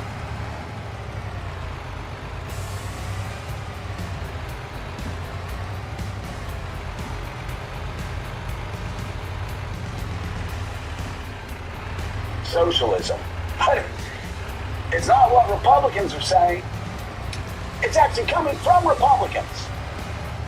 Here, the preeminent libertarian of our time, who's learned more about socialism and communism than anybody else, is saying that the Republicans' seizing of private industry, like Intel, is the greatest socialist threat that we face as Americans. That was an extraordinary piece by Ron Paul, who obviously has the credentials to back up what he's talking about, saying you want socialism, you've got it in the Trump administration. Basically, he calls it corporatism or state capitalism, where the government takes a stake in these companies and then has a say. That's not capitalism, Ron Paul points out, has a say in how these companies operate and dictates what happens to consumers. There's a lot swirling around this morning, fair to say. Yep. And it's all connected. Back to Maine and what happened. The Trump administration is now suspending most vehicle stops by ICE agents following 2 deadly shootings within a week. That is according to the Associated Press, who spoke with people familiar with that decision yesterday. The AP reports the suspension of vehicle stops allows room for exceptions when executing a criminal warrant or working with partner agencies. Protests were held in Maine yesterday over the killing of Joan Sebastian Guerrero, a 25-year-old Colombian national who had legal status to work in America, according to his father. The shooting marked at least the 9th time ICE has used deadly force since Trump began his immigration crackdown. Remember, he said he would go after the worst of the worst. This morning, there are still questions about what led up to the shooting of the father of a 3-year-old girl. According to neighbors and public records, Guerrero lived about 150 feet from where his car came to a rest outside an apartment building. Video from a nearby pawn shop and laundromat shows Guerrero's white Kia moving into an intersection with 2 agents on foot near the car, the moving car. The vehicle turns and does a series of slow circles while the agents try to open the driver's door. After about a minute of circling, an ICE SUV pulls into the intersection and eventually stops the vehicle. We want to warn you about the next video as it is graphic, showing the aftermath of this interaction. You can see the agents open the car door and pull Guerrero out of the car and onto the ground. He does not appear to be moving at this point. It's not clear from this surveillance video when the shots were fired, but images from the scene show 4 bullet holes through the front windshield of the car. Maine's Attorney General's office, which said it's working with federal agencies to investigate, said initial statements suggest the driver was trying to flee in the direction of the officer, whose name has not been released and who was placed on leave. Border Czar Tom Homan was asked about the policy change for ICE during an interview with Fox News. That decision was made by the secretary along with leadership at ICE. But look, it's not a policy change. It's a temporary pause. Look, we had the last couple of shootings. ICE leadership along with DHS believes they want to look at these last couple of incidents and look, is there something that could have been done better? Is there any training that can be improved? Or it's simply ICE doing their job and bad things happen when people don't comply with law enforcement officers. So I think it's going to be a short pause, and I'm confident that ICE is well trained. The vehicle stops, and you're going to see us keep moving forward. But this is just a temporary pause where they look at the incidents. But let me say this too: I hear a lot of noise right now. This is going to affect ICE arrest, and it's not going to. Yeah, you know, Tom Holman knows better. Let's bring in right now, Coast. Mr. Oh, you got $50,000 for a bribe. I'll take it. National Affairs analyst Fucking John piece of Highland's shit. partner, political columnist at Puck, and also MS Now senior legal reporter Lisa Rubin. John Lemire, first of all, Holman knows better. He knows that these idiots who keep killing people, shooting into cars, are doing something that the NYPD would never do, something that the LAPD, something that every police agency would never do. They aren't trained. He lied when he said that they're trained in vehicle something. No, they're not. Or you wouldn't keep killing innocent people. And that's exactly what they're doing. They're killing innocent people. You know, this is something we talked about, John, just a couple of days ago after the killing in Ken Paxton's home state. I wonder what Ken's going to say about that. The killing of a father and a husband. We said that this was a White House that was supposed to have their act together on this. They understood that they had given Stephen Miller far too much latitude. That they had to stop these killings from happening. This is after Minneapolis. They went to Republicans and said, stop using the term mass deportation. It's killing us in the polling. The killings have started up again.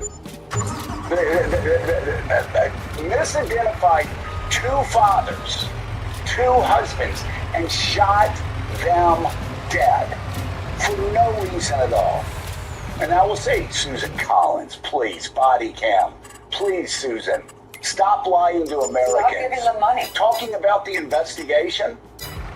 What investigation, Susan? You said there would be investigations. Where are the investigations, Susan? I don't see it. It's your state. Young fathers and husbands are being shot, gunned down in the streets of your state, Susan. Where's the investigation? When's the investigation going to come? When's the justice?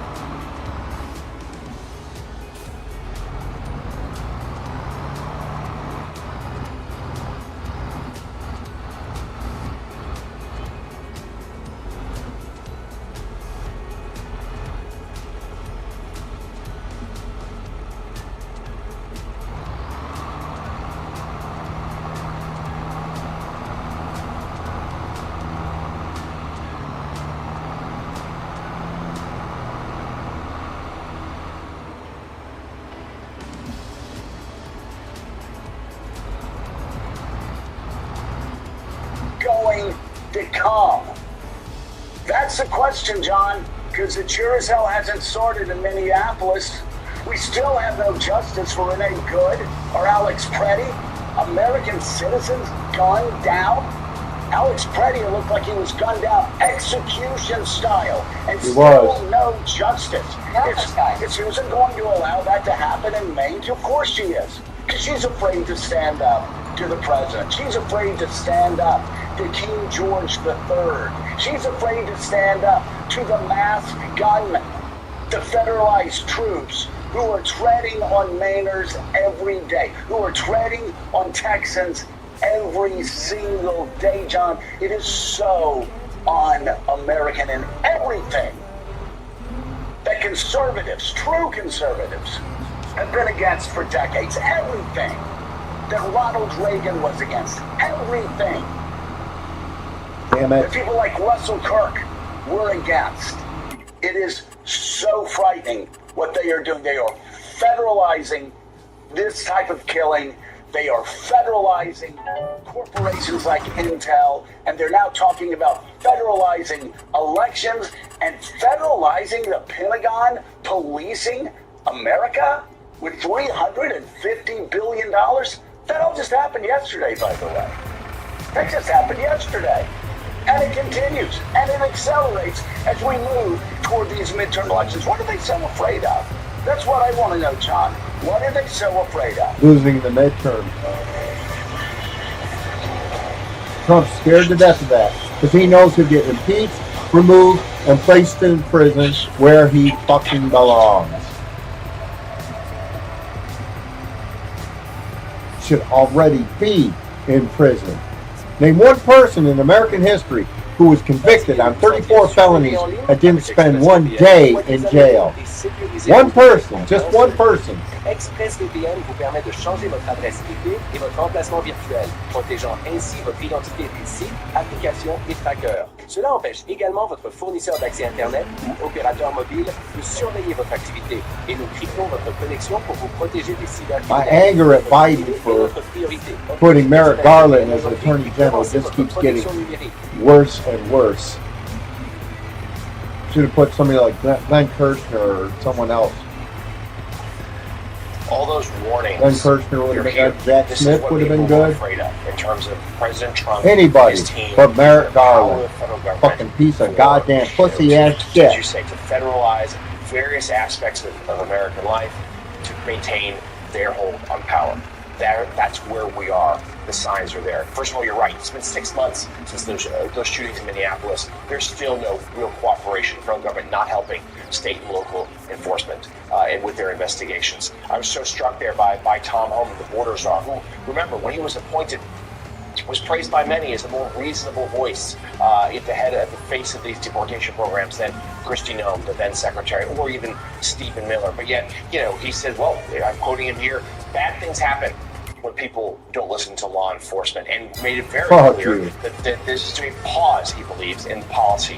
I covered the NYPD for a number of years in the New York Daily News. Officers are trained to not stand in front of moving cars and shoot at moving cars unless it is an absolutely matter of life or death. We've seen no evidence that that was the case. We talked about that when it happened in Minnesota. It certainly seems to be the case again with these latest incidents. And this administration, Joe, despite their claims that they recognize as a political loser in the wake of Minneapolis, at the end of the day, it is Trump and his team's reflexive move to go back to immigration, to go back to deportations, to go back to that hardline stance. They think that thrills the base. They want to get those numbers back up. They've run out of cards. Nothing else seems to be working for them. The economy, the war, the list goes on and on. I fail to see how this will help them in general elections in November, but this has been the move over and over. And you're right, it's certainly not going to make life easier for those candidates in places like Texas and in Maine, Susan Collins, and other states too, to have to try to defend these policies where we have seen yet again people gunned down in the streets of American cities by federal law enforcement officers. Unbelievable. And what has happened in Houston and in Maine and also what's going on in Washington, it's all connected. We're going to continue this conversation after a short break. We'll bring in John Howman and Lisa Rubin and also cover the confirmation hearing of Todd Blanche today. We'll be right back with much more Morning Joe. You've heard the president talk about how he wants to effectively double the funding for national defense. Look, we live in dangerous times. We're fighting communism on our own shores, and we're fighting evil terrorists. And You don't even know what communism is, asshole. And we have to be. Please tell the class what communism is. We're fighting communism on our own shores. That was If you knew, you wouldn't. Mike Johnson, Joe was referencing at the top. Be calling it communism if you knew what it was. $350 billion in new spending for the Pentagon on top of Just a buzzword to you. $1 trillion at the moment, in part because he says of threats of communism here at home in the United States. John Hellman, a lot to sift through there. Speaker Johnson talking about communism here. Dang it. Tackle that if you want to, but also this larger question of Republicans completely playing dumb or looking the other way, including, I would add to the list, Governor Abbott in Texas and the guy who wants to be the senator in Texas, Attorney General Ken Paxton there, really having nothing to say about the death of the man in Houston. Dang it, come last on. week, or in Maine in the case of Speaker Johnson this week. Yeah, Willie. There's you say a lot to unpack there. I think the pattern of Republicans enabling President Trump being silent, abdicating their responsibilities, their institutional responsibilities in the Senate, their responsibilities to their voters, and it's the case of individual governors. This is nothing new. What I think is most important politically, and I just want to try to narrow this because there's so many objections that we file to. That we raised to all of these things. They're moral objections. There's objections on policy, but just the political the political issue, the thing that we're going to focus on here, it's really highlighted in these cases because here you have two of the most important Senate races in the United States: the Senate race in Maine, the Senate race in Texas. Damn it! Two races where Susan Collins, someone who's demonstrated a remarkable degree of electoral resilience over the years, and there's been chaos on the Democratic side. Someone in Ken Paxton, who has not had the record of resilience that Susan Collins has had, but who, despite all of his scandals, there's polling that shows him either slightly ahead or running neck and neck with James Tallarico. Texas, a fundamentally red state. These are states where those two candidates would rather be talking about almost anything other than what the president's going to be talking about on television tomorrow night, re-raising the questions of totally ungrounded claims of election fraud in 2020. Whatever the big news is that Donald Trump says he's going to break, that is a nightmare for Susan Collins. That's a nightmare for Ken Paxton. The voters in those states do not want to be talking about that. And then in those two states, these obviously absolutely outrageous ICE killings just in the last couple of days, an issue that had bedeviled the Republican Party in the period of time through Minneapolis that seemed to have receded for a little while and now is back on the front pages, particularly if you think about the dynamics in Texas, where Ken Paxton, if there's vulnerability around that seat, it has to do with the possibility James Tallarico is going to wipe away all of the gains that Donald Trump made with Hispanic voters in Texas. The ICE slayings makes the president's party vulnerable in those things again. I can tell you, Ken Paxton and Susan Collins, the last two things they want to be talking about is mass deportation and ICE on one hand and election fraud on the other hand, if they have any hope of winning those Senate seats. And yet those are the two things that are in the headlines right now in Texas, in Maine, and all across the country. It is Donald Trump bringing again to Republicans a political nightmare heading into November. And both of those topics may come up in just a few hours, will come up when President Trump's former personal lawyer and the current acting attorney general, Todd Blanche, is set to testify before the Senate Judiciary Committee for a confirmation hearing to make that AG role permanent. Blanche expected to face scrutiny over issues including his personal relationship with President Trump, the department's investigations into Trump's perceived political enemies, to deal to settle Trump's IRS lawsuit, and DOJ's handling of the Epstein files. So, Lisa Rubin, there's so much here. I mean, let's just remind our viewers, Todd Blanche was President Trump's personal attorney, and now he wants to lead the Justice Department in a permanent role on the Stormy Daniels case, on the classified documents he was involved, 2020 election interference, and now add to that January 6th, the Epstein files, the scrapped anti-weaponization fund, as they called it, and most recently, we've had a court case this week where a federal judge basically told Blanche that he'd not acted independently around this IRS lawsuit. So, with all that in mind, what will you be looking for today? It should be quite a hearing. I'll be looking also to hear if senators ask Todd Blanche about some of the charging decisions of the Department of Justice. So in between being President Trump's personal attorney and being the acting attorney general, since March of 2025, Todd Blanche has been the deputy attorney general, a Senate-confirmed position. And in that capacity, the DAG, as it's called, is the person who oversees all criminal prosecutions, Willie, at the Department of Justice. That means that Todd Blanche likely had a role, and almost certainly had a role, in certain prosecutions brought by the department. Why do I say certainly? Because it's department policy that when you bring charges against people who are either current or former public officials, in all likelihood, the policy says the DAG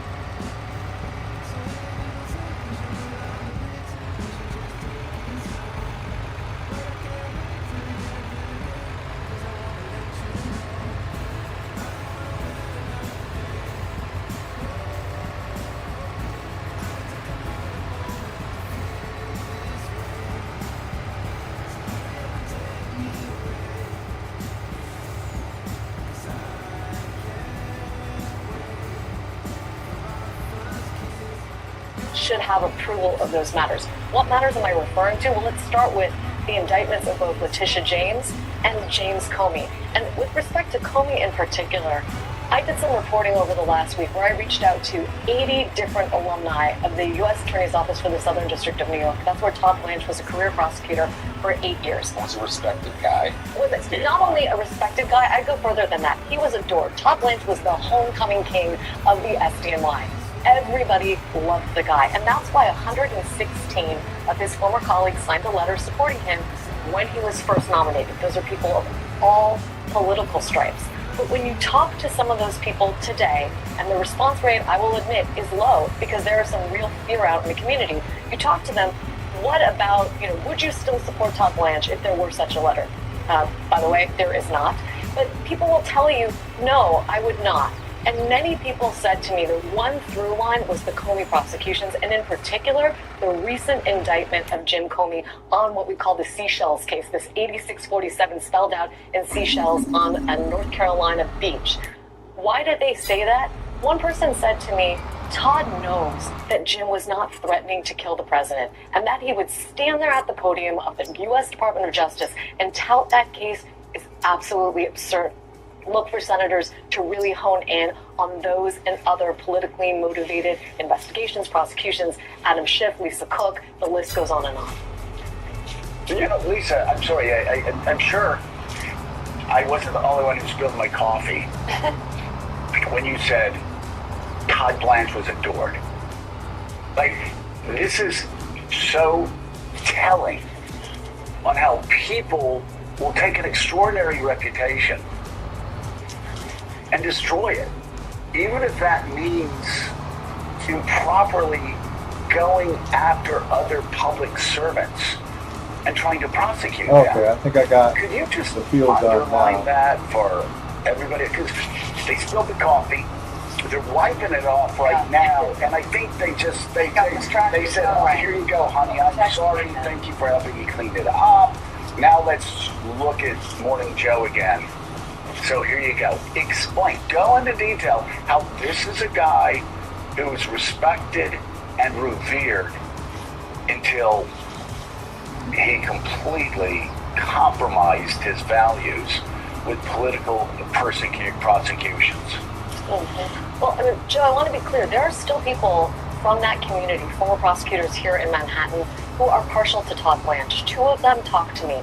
But what you hear from them is not a full-throated defense of the administration's policies or agenda. What you hear is somebody's got to be the Attorney General for this president. And of all the people who could plausibly be picked, the person I would trust most, the person I would say is best amongst them, is Todd Blanche, because he is a person of substance, he is a person of experience. He was a person I knew to be one of integrity. And to the extent that anyone is going to push back in that room with President Trump, I trust that Todd will be that person. But let's go back to sort of why Todd Blanche was so loved. I will tell you and our viewers, I also knew Todd Blanche briefly when I was in private practice before I came here to MS Now. So I witnessed the adoration firsthand.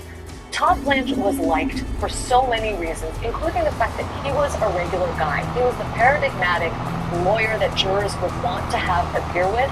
And that was a feeling shared throughout the community of SDNY lawyers and alums. He was always smiling. He was always gregarious. He always had an outstretched hand. And even now, the person that I interviewed for my piece, who would not say whether he would still sign a letter, that person said to me, Todd is a wonderful person.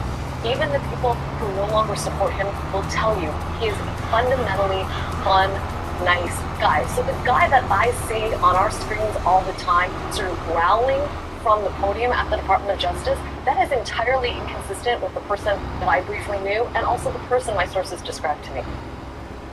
Yeah, John Lemire, regular guy, as we would say at the University of Alabama, paradigmatic example. What does that word even mean, Lisa? What does paradigmatic example mean? We can have a vocabulary lesson, I guess, later. Paradigmatic. Okay, We get it. I got it. That's good. I like that one. Can you write that down? I'll write it down. No, It's okay. I'll start using it next coffee time. again. Yeah. Yeah. Spill the coffee again. Oh, Alabama runs off. So would I be using the word right here? Alabama runs off tackle for 6 yards, first down. That is a paradigmatic example of what Bear Bryant would have done in that same exact. Did I use the word right? Yeah. Yeah. Okay. Yeah. I mean, it's best way. All right, John. Lemire. I pass it along to you for lessons in English. I'm going to stay away from the long, lengthy vocabulary words. But John Howman, let's talk about the politics here. We mentioned Susan Collins a couple times already on this show. She has said she has not decided yet what to do here on the nomination of acting Attorney General Blanche. Other Republicans also have said they'll have the wait and see approach. We know how this usually works. With 1 or 2 exceptions, they tend to just follow what the White House wants. But there's, as Lisa outlined, there's no shortage of inflammatory decisions for Blanche to be asked about. And of course, hovering over all of this, I might say, is the Jeffrey Epstein matter. Including the Democrats have said they're going to have an Epstein survivor be called as a witness. And there's going to be questions about the trip that Todd Blanche himself made to talk to Ghislaine Maxwell. There's a lot of questions, John, and these are it's the kind of thing where this in a normal Senate, a Senate that in any past administration we've ever watched and covered, there'd be no question that Todd Blanche would be unconfirmable. There's so much controversy around him and so many things that would have crossed so many red lines for Republicans and Democrats alike in previous administrations. What we've seen, of course, I alluded to this earlier, which is the total abdication of advice and consent by the Senate under Donald Trump and Trump 2.0 suggests, again, if you go back to the standard of the early days of the administration, that Todd Blanche would clearly be confirmed. So the question really is a matter now of what exactly has changed in the 17 months of Trump 2.0 and the political environment around that, and specifically how it's affected a handful of key Republican senators on the Senate Judiciary Committee.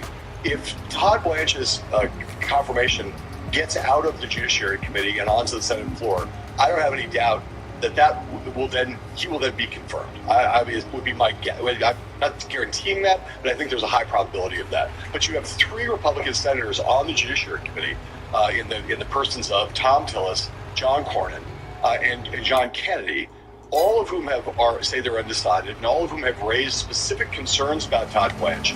We are in a different world because Tom Tillis is leaving the Senate, because John Cornyn has been forced out of the Senate by essentially Donald Trump backing Ken Paxton. And we have John Kennedy, who for other reasons has, primarily related to the Epstein files, has raised some serious concerns about Blanche. Partly because of the fact that Lindsey Graham has passed away and left an open seat on that Senate Judiciary Committee. All it takes is one Republican to stall that nomination in committee.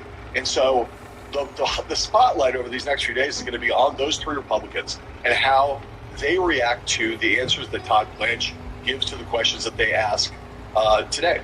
And I think there's a chance, unlike at any previous point in Trump 2.0, Hey, John, that is hold on a done. second. One of them.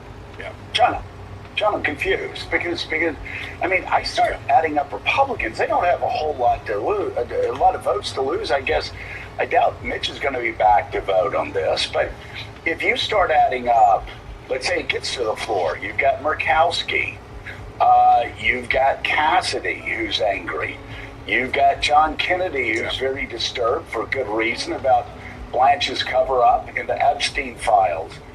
You've got Susan Collins, who is deeply concerned.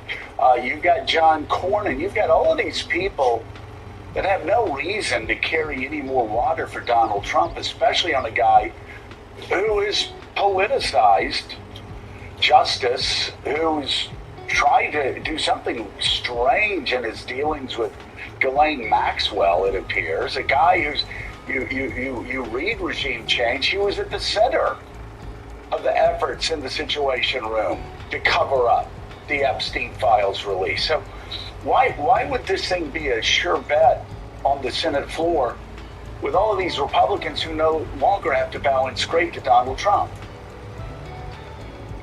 Well, let me say, Joe, I don't want to. I'll take back any the notion that anything's a sure bet at this point. My point is that the question is really, you're pointing to the thing that I'm trying to draw attention to here, which is what has changed. Because the main reason that I have that one would have the presumption that the nomination will succeed if it gets to the floor is that we have not seen a single nomination fail on the floor thus far in Trump 2.0. So until there's been an example in which this has ever happened before, I'm skeptical it will happen now.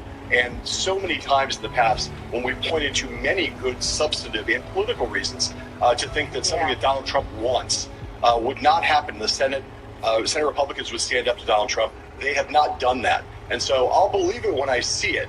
However, your point about what's changed here, the dynamics, is that Donald Trump we're closer to, A, we are so much closer to these midterm elections. B, there's so much Republican vulnerability. And C, Donald Trump has done so much to engender hurt feelings among various Republicans and to undermine the sense of loyalty and reflexive loyalty that they felt towards him in the past. So maybe this time will be different. This could be the testing of exactly that. But I think that the place where it's more likely to fail is more likely to fail in that Judiciary Committee, where it takes so little to keep Ken Paxton from advancing to the floor, and all it takes is one Republican at this point deciding to go against him, and the thing ends up not making it to the floor at all. And guys, just to put a fine point on this, the Epstein files and the bungled release and the cover-up of the Epstein files has been a red line we've heard for Republicans, for supporters of President Trump, for conservatives, for podcasters. This has been a foundational issue. And so we'll get a test here in the next couple of days of, do you really mean that? Because Pam Bondi, for one, the former Attorney General, on her way out the door, made it known to anyone who would listen, including members of Congress, that was Todd Blanche's portfolio. He's the reason the Epstein files have not been released on the direction of President Trump. So do they mean it? Are the Epstein files, are you really appalled and disgusted as you should be by what's inside? Is it really a red line? We're about to find out. Also happening today, the confirmation hearing for Jay Clayton, President Trump's pick to be the next Director of National Intelligence, will take place before the Senate Intel Committee. A lot going on. Clayton's hearing was initially scheduled for last month, but Trump abruptly delayed his nomination in an effort to get the Senate to first pass his controversial Save America Act. Both Democrats and Republicans appeared eager to confirm Clayton at the time, having expressed major concerns with acting DNI Bill Pulte, who has no prior intelligence, national security, or defense experience, and who is reportedly behind President Trump's continued baseless 2020 election fraud claims. There's a lot to watch here.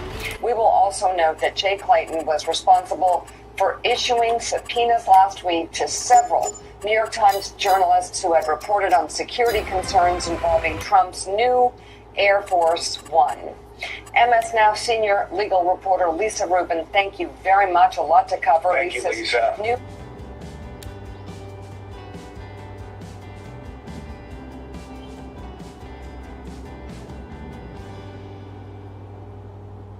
Let's take the wood beams in there. Then we're going to go ahead and jump into September. I'll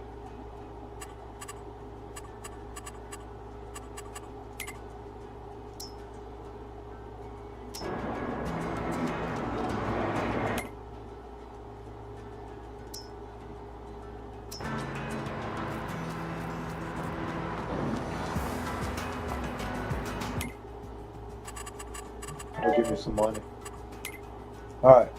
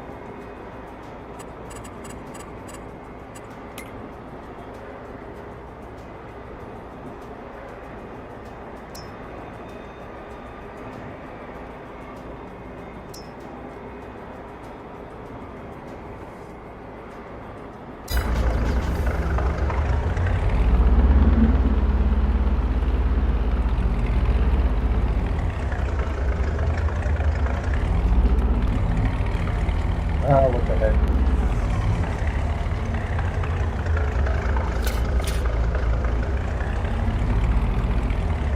Get paid for it.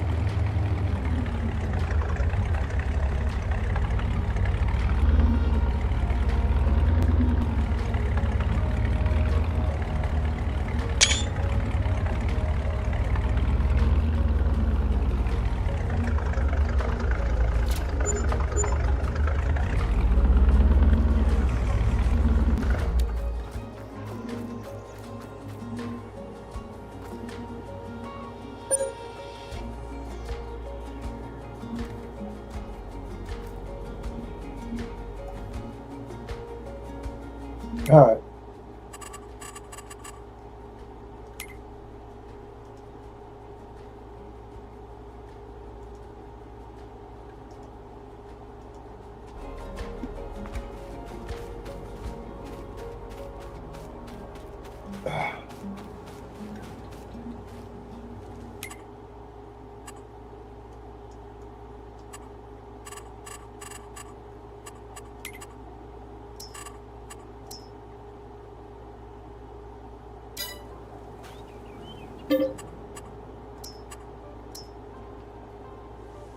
Ah.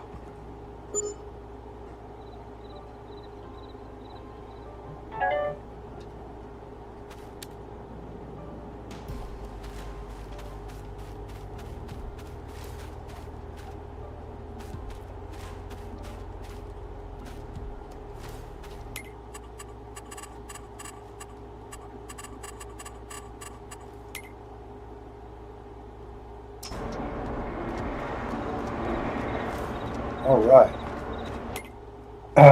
And flooring.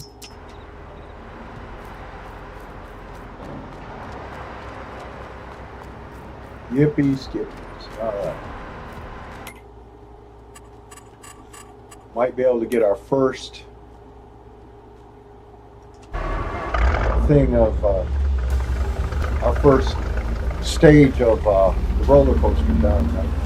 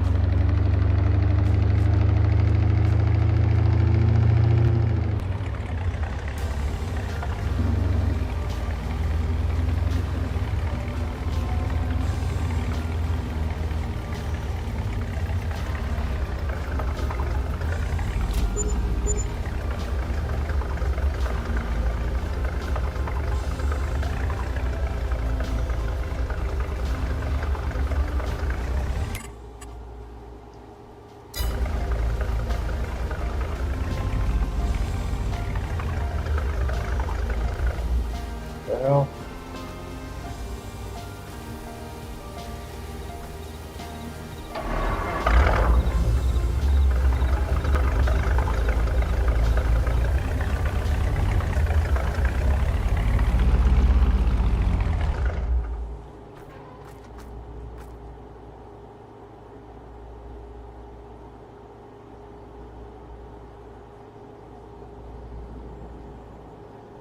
got floor tiles.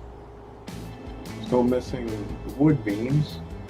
Why isn't that taking the staircase railing?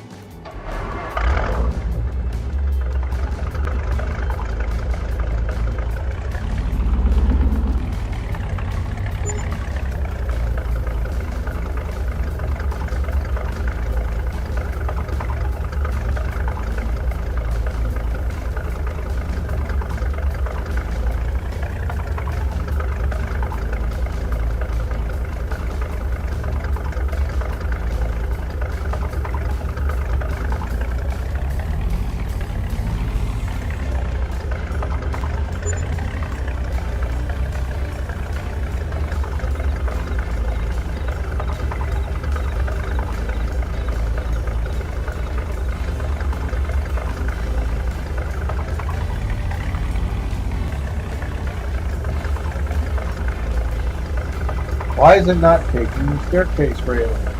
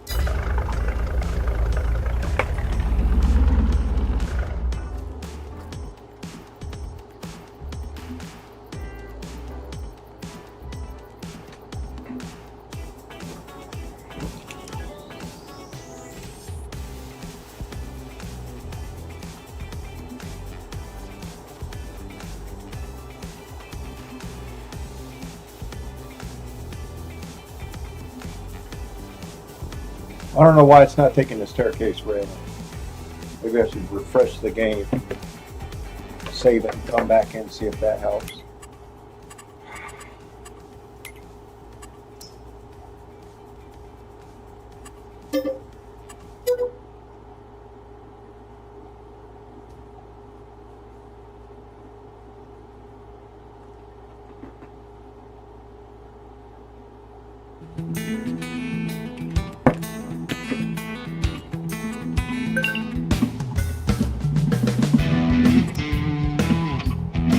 Be right back.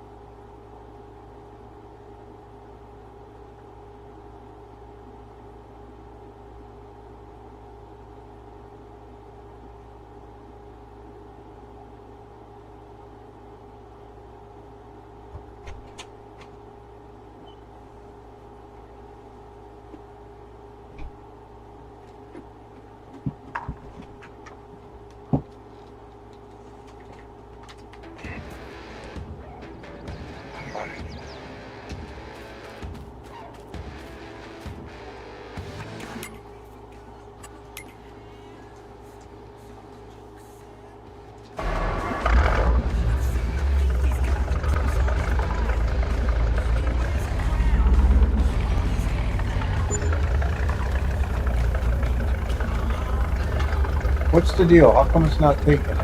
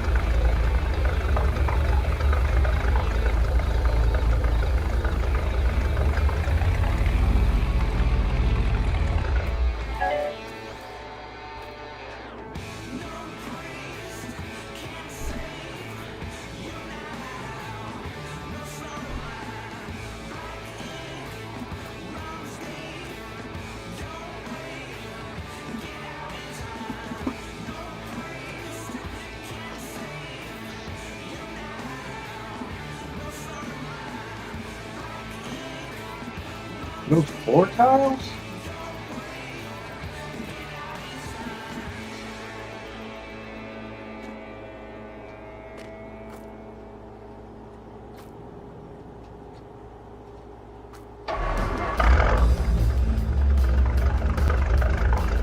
I don't know if that's railing or floor tiles. What is that?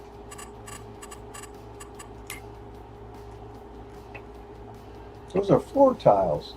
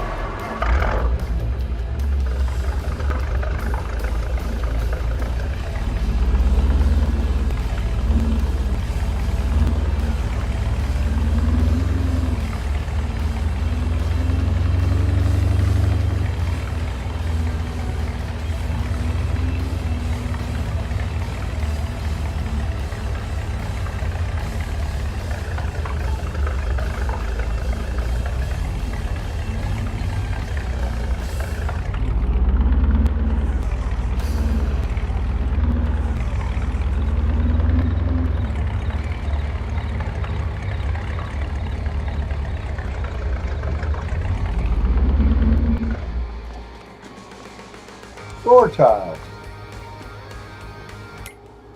Okay.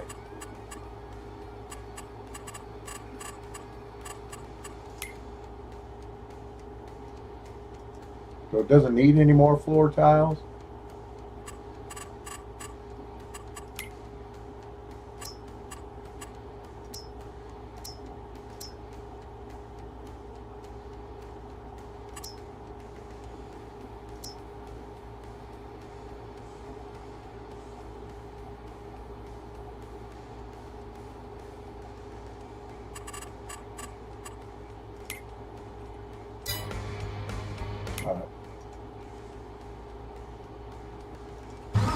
Start chopping down some more wood. How long have I been at this? 5 hours. Wow.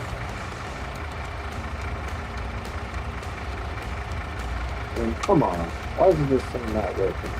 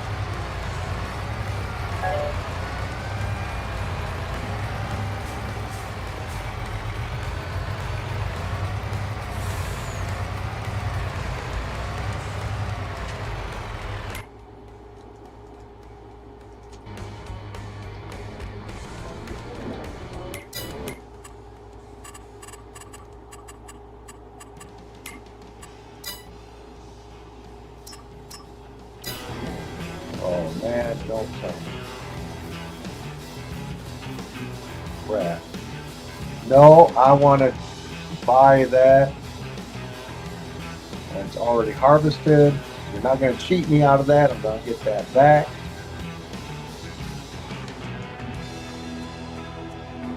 Damn it.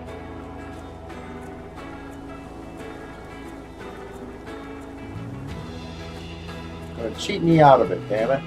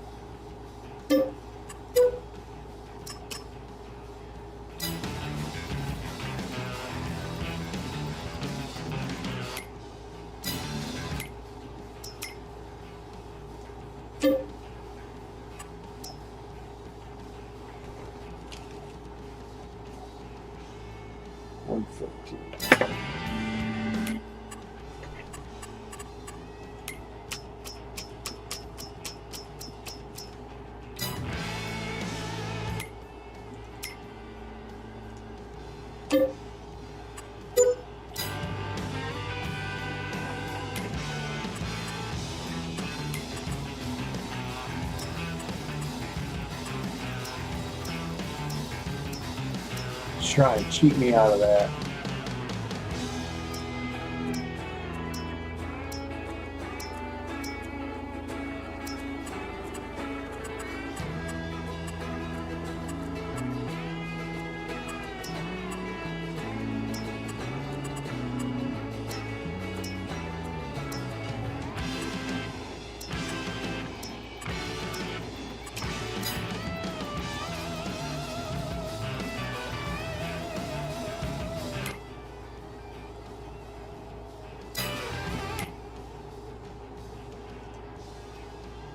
Not gonna cheat me out of that shit.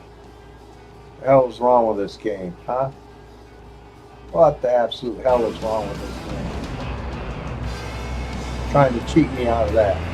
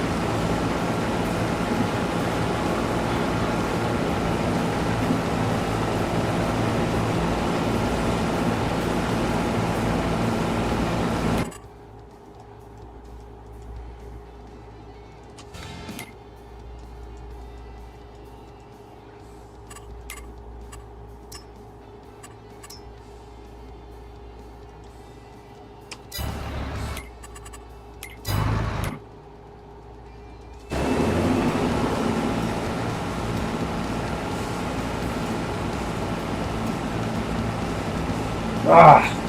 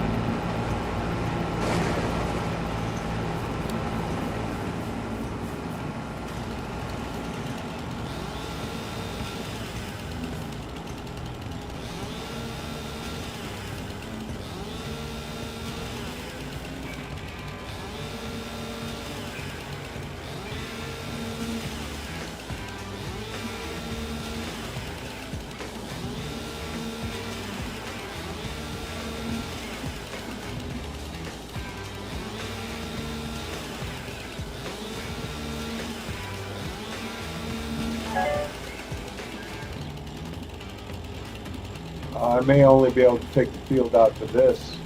This ground's going to be too rocky to make a field out of. Dang it.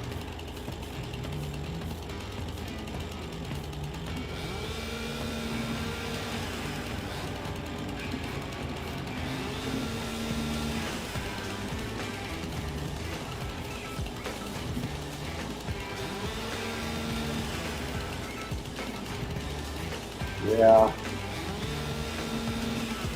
May not be able to expand this field too damn much.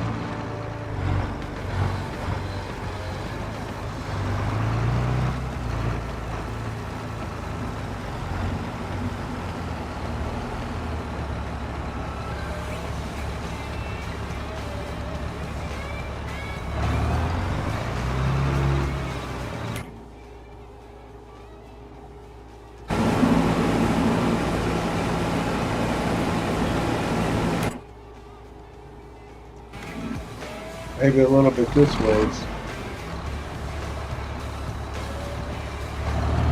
and not too much on the end.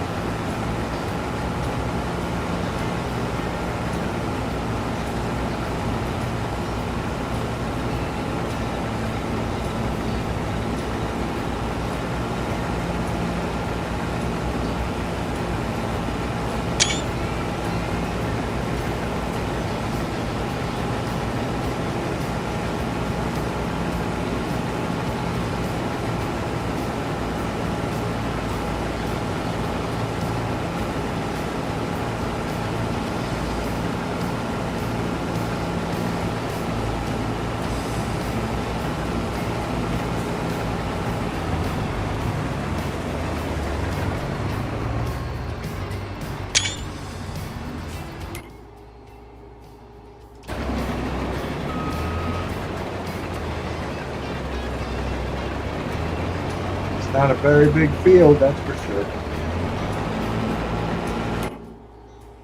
And I'll just plant grass in it.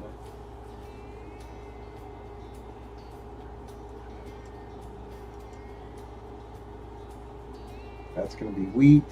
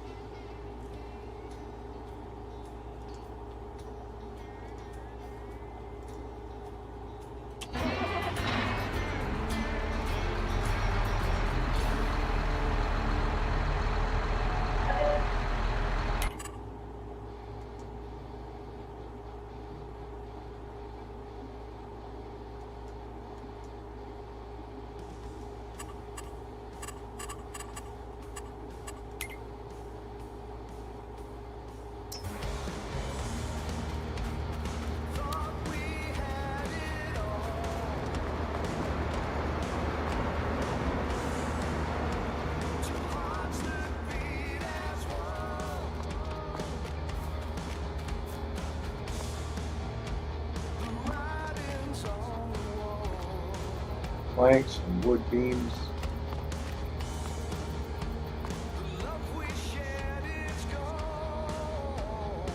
Prefab walls.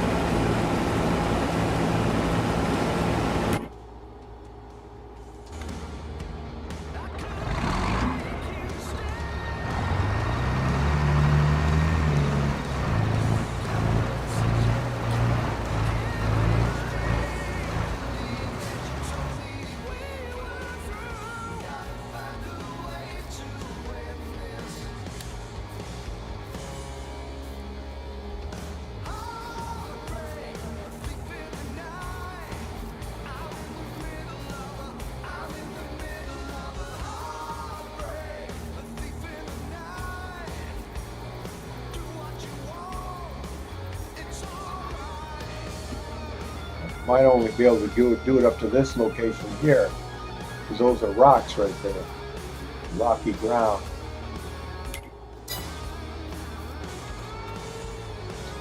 Might not be able to expand this field as much as I hoped I could.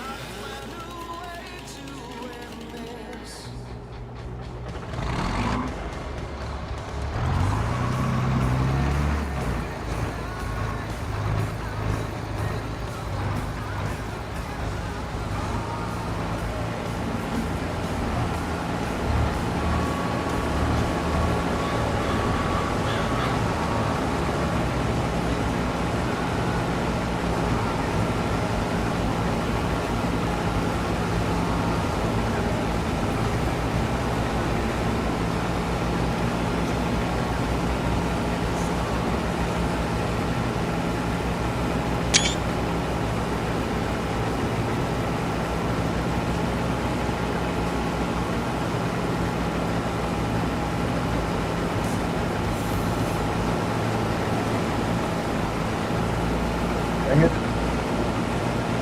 Wrong way. Come on.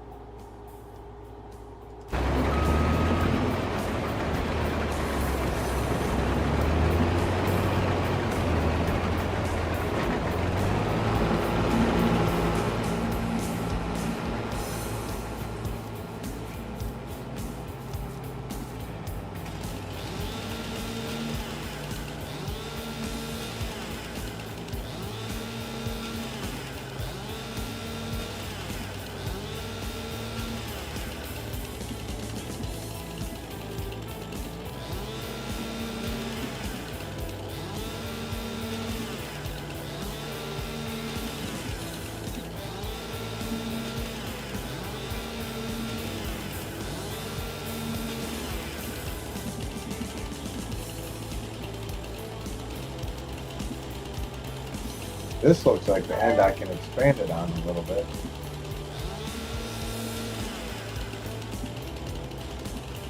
How far though?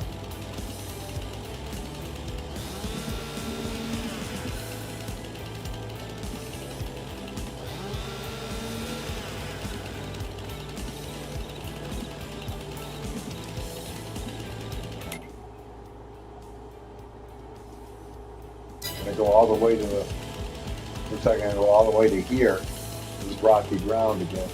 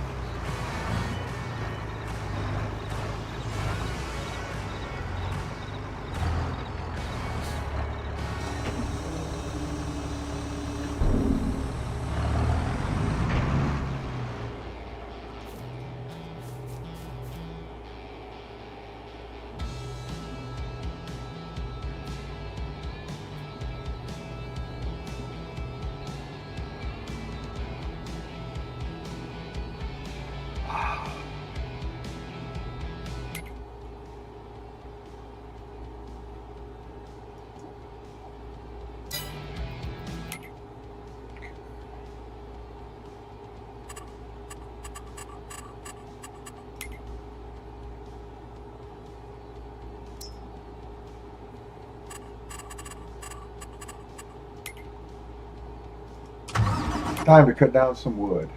Fill up the wood turner and the old sawmill.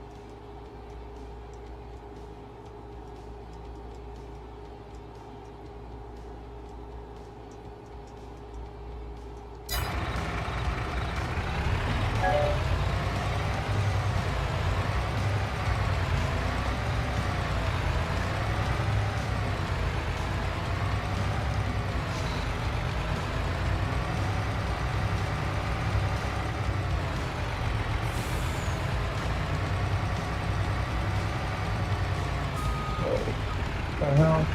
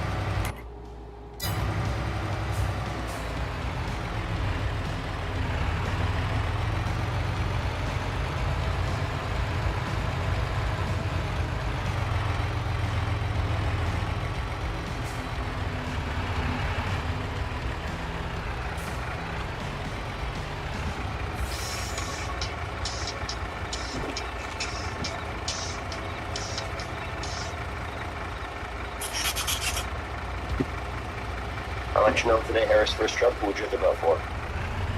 Harris would not be running.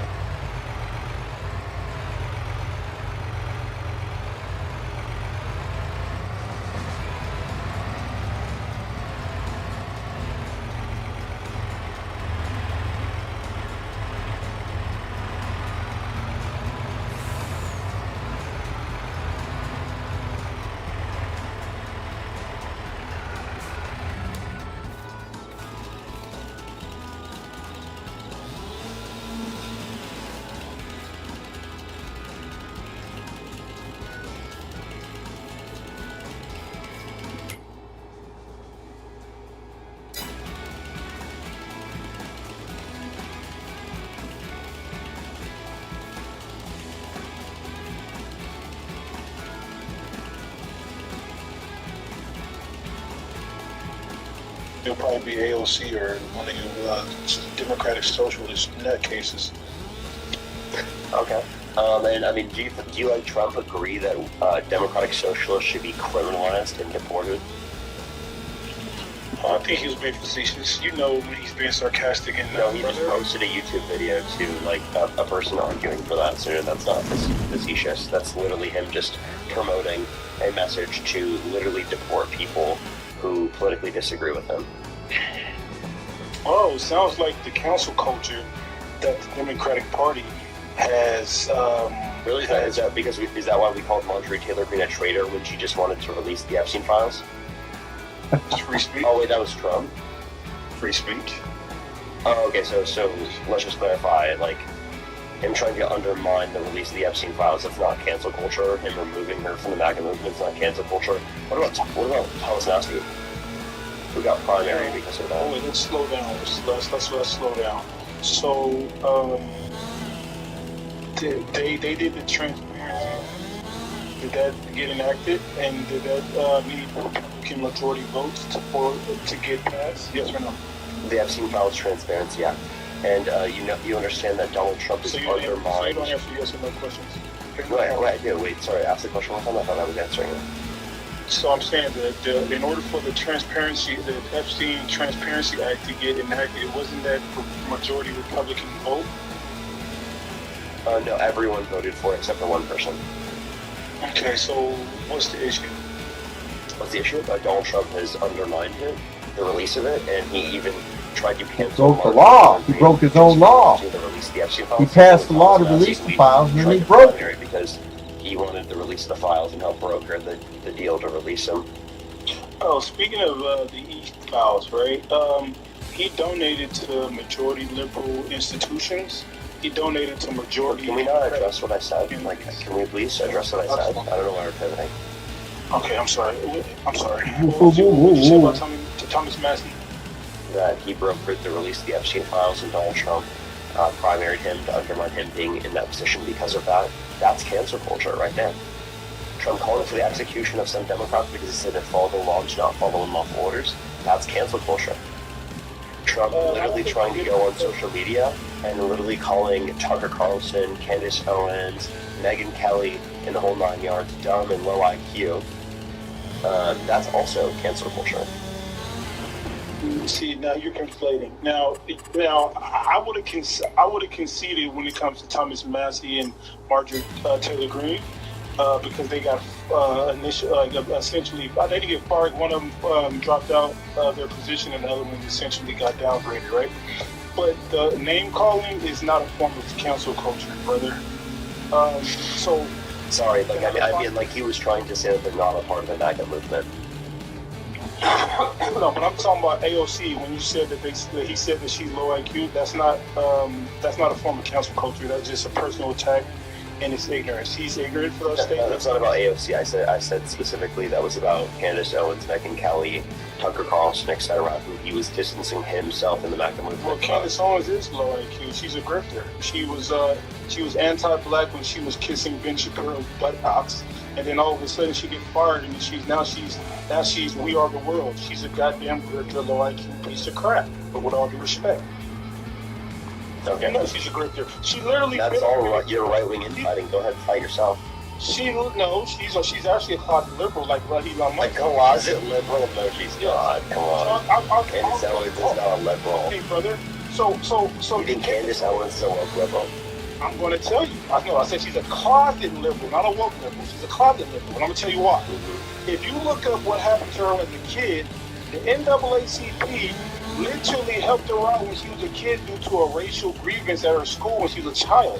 So she got assisted by a liberal organization. Doesn't she talk about how she disagrees with them and thinks that's horrible? I'm pretty sure she's talked about that before. But I'm gonna tell you what happened, right? I'm pretty sure she doesn't take the liberal perspective on that. What happened, brother? Because see, I know real black Republicans, right? Condoleezza Rice, David Stewart, Arthur Fletcher. Arthur Fletcher's a Republican who actually is the father of affirmative action. A lot of people don't know that. I'm pretty sure you don't know that. But Candace Owens is a closet liberal who benefited from the NAACP, and she let Ben Shapiro, ashy ass, put a battery in her back to go against her community. I've never heard someone be against Candace Owens and Ben Shapiro. That's a first. That's a first right-winger being against both Ben Shapiro and Candace Owens. That's a first. You know what's crazy, right? I actually used to be a fan of Ben Shapiro when I was in middle school. I read his book in 8th grade called Primetime Propaganda, and he basically breaks down the origins of cancel culture and how him being a Jewish person, shout out to the Jewish community, him being a Jewish person working in Hollywood, they found out that he leaned right, so they didn't allow him to get jobs. So cancel Candace? Yes, so I'm saying he gets a piece of crap. I thought cancel culture was only on the left. Oh wait, how did he cancel Candace? He fired her. He fired her from Daily Wire. For what? Because she literally engaged in speech that was pro-Palestinian and anti-Israel. Well, that's not. Is that cancel culture? Because yeah. When it comes, because when it comes to private employers, they don't have to adhere to the First Amendment, right? Wait. You think cancel culture is only true if it violates your First Amendment rights, and then you don't think cancel culture exists then? Okay, let's rewind. No, let's rewind. Hold on, slow down. So, she get canceled? Nah, because she, as soon as she got fired, she actually surpassed him in podcasting. So that was actually a boost. She didn't die. No, she got canceled by him, but she inevitably came out of it with more popularity. Hold on. Okay, so now, because you try to confuse me. Now, no, let's slow down. So when I say cancel culture, I mean this thing where we live in a what's that word when like it's identity politics, right? So everybody, you're just going to try to define cancel culture as only being able to be applied to that. That's what you're going to try to do. Brother, let me explain. Brother, I like you too, brother. Calm down, brother. So listen, see what's going on? I just thought I would do that for fun. Go ahead, brother. So you trying to cancel me? Yes, I did just cancel. You get canceled, buddy. Get canceled. As soon as you Democrats... Can we get some baby bottles in the comment section for Jerry getting so angry that we canceled him? Now Santana's gonna get canceled by Santana now. Hey, I'll cook Santana. He's a treasonous...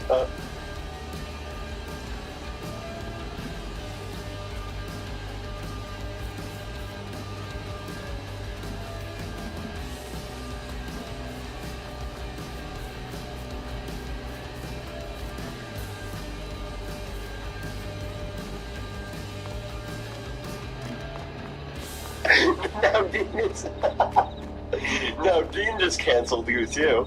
He just muted the f*** out of you. You got canceled as well. How does it feel, Jerry?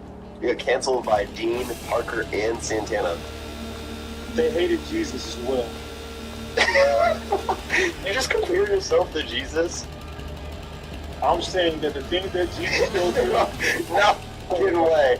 No, get away. He just compared himself to Jesus, bro. You can't make this shit up, bro. I didn't compare. I said they hated Jesus. I didn't say... Yeah, you were trying to compare yourself to Jesus. I would never. Okay, so then who are you comparing Jesus to? I'm saying that if Jesus went through what he's been through... Yeah, and what were you comparing that to? I can't complain about being muted because Jesus been through worse. So you just compared Jesus to yourself because you said... Can't prove Jesus ever existed. Wait, let's get to the cancel culture because I'm going to cook you on this, brother. Okay? So if you look at the purpose of cancel culture, first you guys created this identity politics, right? Where you can't say like you're not perfect, right? So let's say you say something misinformed about black people. You shouldn't get canceled because I know your heart. I know you don't got a racist bone in your body, okay? Because I've been following you for a while, right? But let's say for whatever reason you're not culturally inclined to black history, you say something out of loop, right? You think you deserve to be canceled because of that? No, wait, that's happened before. There are situations that I don't know about things, right? And I just happen to not know about that because of how I was socialized. And I'm not going to get canceled over that. I happen to think cancel culture. I happen to think cancel culture broadly, like the identity politics notion of cancel culture, is like not relevant at all, and it almost never is applied to people. Can you give me any like actual specific situations where someone like was legitimately canceled, right, for like some identity politics reason?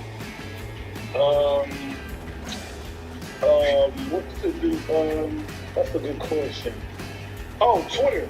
So when Twitter back in the day, right, when the Democrats controlled Twitter, right, people were like, if you don't agree with everything that the LGBTQ is pushing, therefore they'll call your employer, get you deplatformed. This was literally going. If you look up the Twitter file, can you name one person that was canceled? Like actually, like a content creator or something. I just told you Twitter. A lot of people got canceled on Twitter. One specific person for identity politics reasons. And Democrats never controlled Twitter. It's a private company. Person that controls it was a liberal. Everybody knows it, just like how a Republican now controls it. Bro, stop playing semantic games with me, Bucko. I'm not the one. I come here to... And just because a Democrat controls it doesn't mean that would then mean, like, cancel culture. Just because one Democrat did that. But, like, can you like, address the answer to the question? Like, can you name one specific person that has been canceled, like, that had a platform because of, quote-unquote, identity politics? Trump. He wasn't canceled for identity politics. He's literally president. I'm going to tell you what happened. After his first term ended, Twitter literally banned him from the platform. Yeah, he violated their rules. The Capitol. And denying the 2020 election. Like, come on. That has nothing to do with identity. That is not identity politics. That's our democracy, sir. Can you agree with me there? Because that's, like, obvious. You moved the goalpost. You said, give me an example of somebody got canceled due to identity politics. Yeah, that's what you brought up. You brought up cancel culture related to identity politics. Whether it was justified or not. I think Trump should have been kicked off Twitter. I agree with it. You think the president of the United States should... He wasn't president after that. And also, yes. And this is... Listen, if they can do this to Donald Trump, what do you think? It's a private company. This is not his freedom of speech. If they can do this to the most powerful man in the world, what makes you think you or me are above? This is the thing. Well, I didn't incite a violent insurrection at the Capitol, so I'm not worried. Examples out of powerful people. Did you incite a violent insurrection at the Capitol? No. So why would you be worried? The person just got banned for inciting a violent insurrection at the Capitol. So let me tell you how you didn't do that. So don't worry about it. You're gonna be fine. So let me tell you how this oligarchy works, right? Oligarchy. So wait, not a Trump supporter admitting we live in an oligarchy. Wow. A technocracy. Have you read Elon Musk's father's books? No. Huh? Oh, you want to talk about this? Thankfully, I haven't. Okay. Or his grandfather? No. I don't care about the Musk family history. I don't give a shit. Well, you should care because he's the biggest financer of the Republican Party and has more power on elections than an average American citizen. Yeah, when I say I don't care, I mean like I don't like care to like look into it or that stuff myself. I'm not saying I don't know anything about his history, nor can I criticize like his family's history and literally owning emerald mines, right? And we can talk about we can talk about that. I mean, I'm not acknowledging that. I'm just saying I just don't care about his history to like go read his grandfather's books. Like that's absurd. But you liberals finance Elon Musk. He got so many benefits when he was a Democrat under Obama administration and I think Bush as well. But Obama administration, he got a lot of those government subsidies under Obama. That's just because he had a business that literally did that. So that's us funding him directly right now. Okay, but listen, it's too late. He's already financing Schmatzianism, right? So you guys... Wait, he's already funding what? Schmatzianism. I don't want to say the word. You are not a Trump supporter. I support Trump. I'm just not a fan of Elon Musk. Elon is funding Nazism? And yet you think that you still support Trump? No. So listen. So he's a Trump supporter that hates Elon Musk, that hates Candace Owens, that hates Ben Shapiro. Can you name anyone else on the right other than Trump that you like? I like Condoleezza Rice. I like David Stewart. Come on, damn it! I like RFK. He's dope. He's a great person. Yes. I like. The fuck is wrong with you? I like Byron Donald out of Florida. I like Tim Scott. I like who else? Well, I'm an independent, brother. Can you name one thing RFK has done that you like? I like what he's doing in terms of like. I don't want to get to because every time I bring this up, I get flagged. So can we skip RFK? Because the stuff I want to talk about with him, I can't talk about on TikTok. Can we just? Because there's misinformation. Please, brother, why are you trying to get me kicked off? I just want to clarify because it's misinformation according Brother, to I TikTok. never said nothing. No, I'm You're trying asking, to get is me it? counsel. You're trying to get me counsel. Hey, I'm not getting you canceled. I'm asking, is it misinformation according to TikTok? TikTok is not always right. I'm not saying that it is, but I'm asking you, is it considered misinformation according to TikTok? Yeah. According to TikTok, yes. Mm-hmm. Well, you can't bring up that pandemic and what happened, so I don't want to speak on it. Hey, so you don't think the pandemic actually happened? No, I definitely think it happened. I'm not Alex Jones, Bucko. I got people that was affected. I just don't like what happened as far as the censorship and the fact that we couldn't question things. That was really egregious. And literally Ben Shapiro, not Ben Shapiro, Mark Zuckerberg literally threw the Democratic Party under the bus and said that the Democratic Party under Biden was forcing him to censor people on Facebook. Not true. What happened during the pandemic. That's not true. So you calling me a liar? Yes. So you calling Mark Zuckerberg, one of the smartest people in America, a liar? Well, I bet he is a liar, but I mean, not for this. I mean, he didn't say that. He didn't say that they were forced. He said they were forced, basically. It was like, if you don't do this, there are going to be penalties and consequences to your business. They never said that. That's not true. That's not what Mark Zuckerberg said, by the way. If you go look at the Joe Rogan episode where Mark Zuckerberg talked about this, he never said that he was forced and that they were going to fine him if he didn't do this. Brother, you don't want to do this with me. And by the way, they never even said what specifically to ban. All they did was say oh, here are some things you should be looking out for. That we know that has been misinformation in the past. He literally sent not specific things. You just they said to watch out. He literally sent a letter to the House Judiciary Committee, and he was basically talking about that senior officials in the Biden administration pressured Facebook to censor certain. Wait, do you understand the difference between pressure and between forced? I think those are really big distinctions. Pressure. Listen, brother. See, now you're playing the semantic game. You don't agree that those are very big distinctions. Correct, but can you agree that I also inserted coerce? Don't put me, dude. So listen. I genuinely didn't hear you. What do you mean? Biden pressured Zuckerberg, and he literally wrote that in 2021 that the White House and administration officials pressured Meta's team for months to moderate and remove specific C-19 content, which even included humor and satire. So this is pressure. All they said is yo, hey, you guys should get rid of this. I never lied. No, you said forced. There's a difference between forced and hey guys, can you guys maybe you guys should maybe take this down.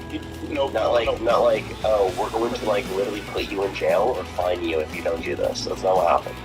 He explicitly said, and I have the quote, "I believe the government pressure was wrong, and I regret that we were not more outspoken about it." He acknowledged that while the ultimate decision to remove content belonged to Meta, the company made choices with. Oh yeah, you're right. You're right.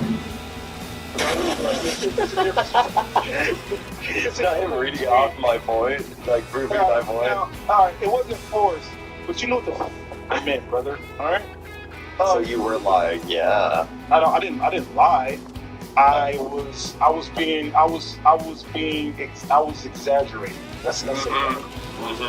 Yeah, at what point would this exaggeration be a blatant lie when you were trying to purposely pretend it being true? Hey, brother, let's keep it respectful. I didn't disrespect you. Don't disrespect me, brother. How am I disrespecting you? You calling me a liar. I never can lie. I'm sorry. I'm going to be honest again. I'm sorry that hurts your feelings that I'm telling you that you lied, but you got to admit. I ain't gonna lie, bro. I'm gonna pray for you, bro, because I know you don't respect Jesus. And I'm not going to pray for you because I'm not Christian. But you, matter of fact, can I pray over your head right now? No. See, you're a goddamn devil. Dude, I literally just said no, and he called me a devil for saying no. You can't pray over my head. What the fuck? Hey, so how am I the devil because I said no? I don't want you to pray over my head, bro. You need it, bro. You've been you took the Kool-Aid from the Democratic Party. You got this blind loyalty toward the party. Okay. Can you pray over the devil? Go ahead.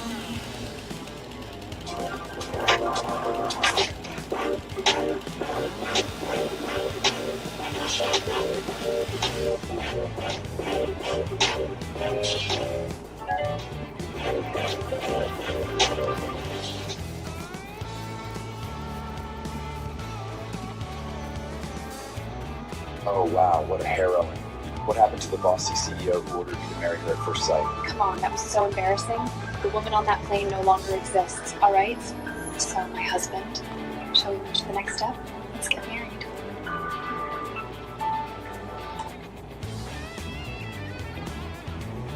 I want your prayer now. Nah, I'm good, brother. I rebuke you in the name of Jesus. You just called me the devil, and then I turned it back on you. Okay, now pray over me. And then now you said I don't want to do it anymore. Personal question. When was the last time you been to church? December 24th, probably. When? Like last December 24th? Yeah. And my grandma came to town, so I went with my grandma. God bless you. God bless you, grandmother. Ain't nothing like a praying grandmother. Let me ask you a question. Because you, we went to a church with a pride flag outside, so you probably wouldn't like it. I don't got no problem. I get money with the hood gays. What are you talking about? Okay. I get money with the hood gays. I don't got a problem. I got a problem with the stuff being pushed on children. I don't have a problem with grown. I think being gay is not being pushed on children. If you're a grown person and you want to get your style taught, so be it. Do your thing. Ain't got nothing to do with me. But long as you start pushing this shit on kids, then I will rebuke you in the name of Jesus. Okay, how is it being pushed on kids? First of all, do you live in California? Yeah, I do. The irony of Christians blaming gays of people pushing their gayness on other people. The irony is just fucking absolutely boggles my mind. I got a mind. gay cousin, and he's my favorite cousin. Gays aren't not running around knocking on people's door. Are you gay yet? Because we can help you. So there's this thing called the SB 45. Oh, no, matter of fact, so there's a guy named Scott Wiener, pause, no pun intended, okay? His name is Scott Wiener, okay? And then there's a lady named Lori Wilson. They try to put a bill together, right? That Galvin Newsom blocked. Thank God for Galvin. They try to put a bill together. A conservative saying, thank God for Gavin Newsom. That's the first. Well, when it comes to this specific bill, I dislike. Hold on, because this is important. Because you asked the question, let me answer the question. So they try to put a bill together to where, let's say me and my wife is married, right? And we have kids. Let's say we have a 12-year-old boy. And that boy wants to transition to a girl at 12, right? And let's say I don't affirm the kid, but the wife does. And let's say we get into a divorce. In custody battle, the judge can side with the parents. Wait, by the way, is this guy complaining about a bill that was never passed?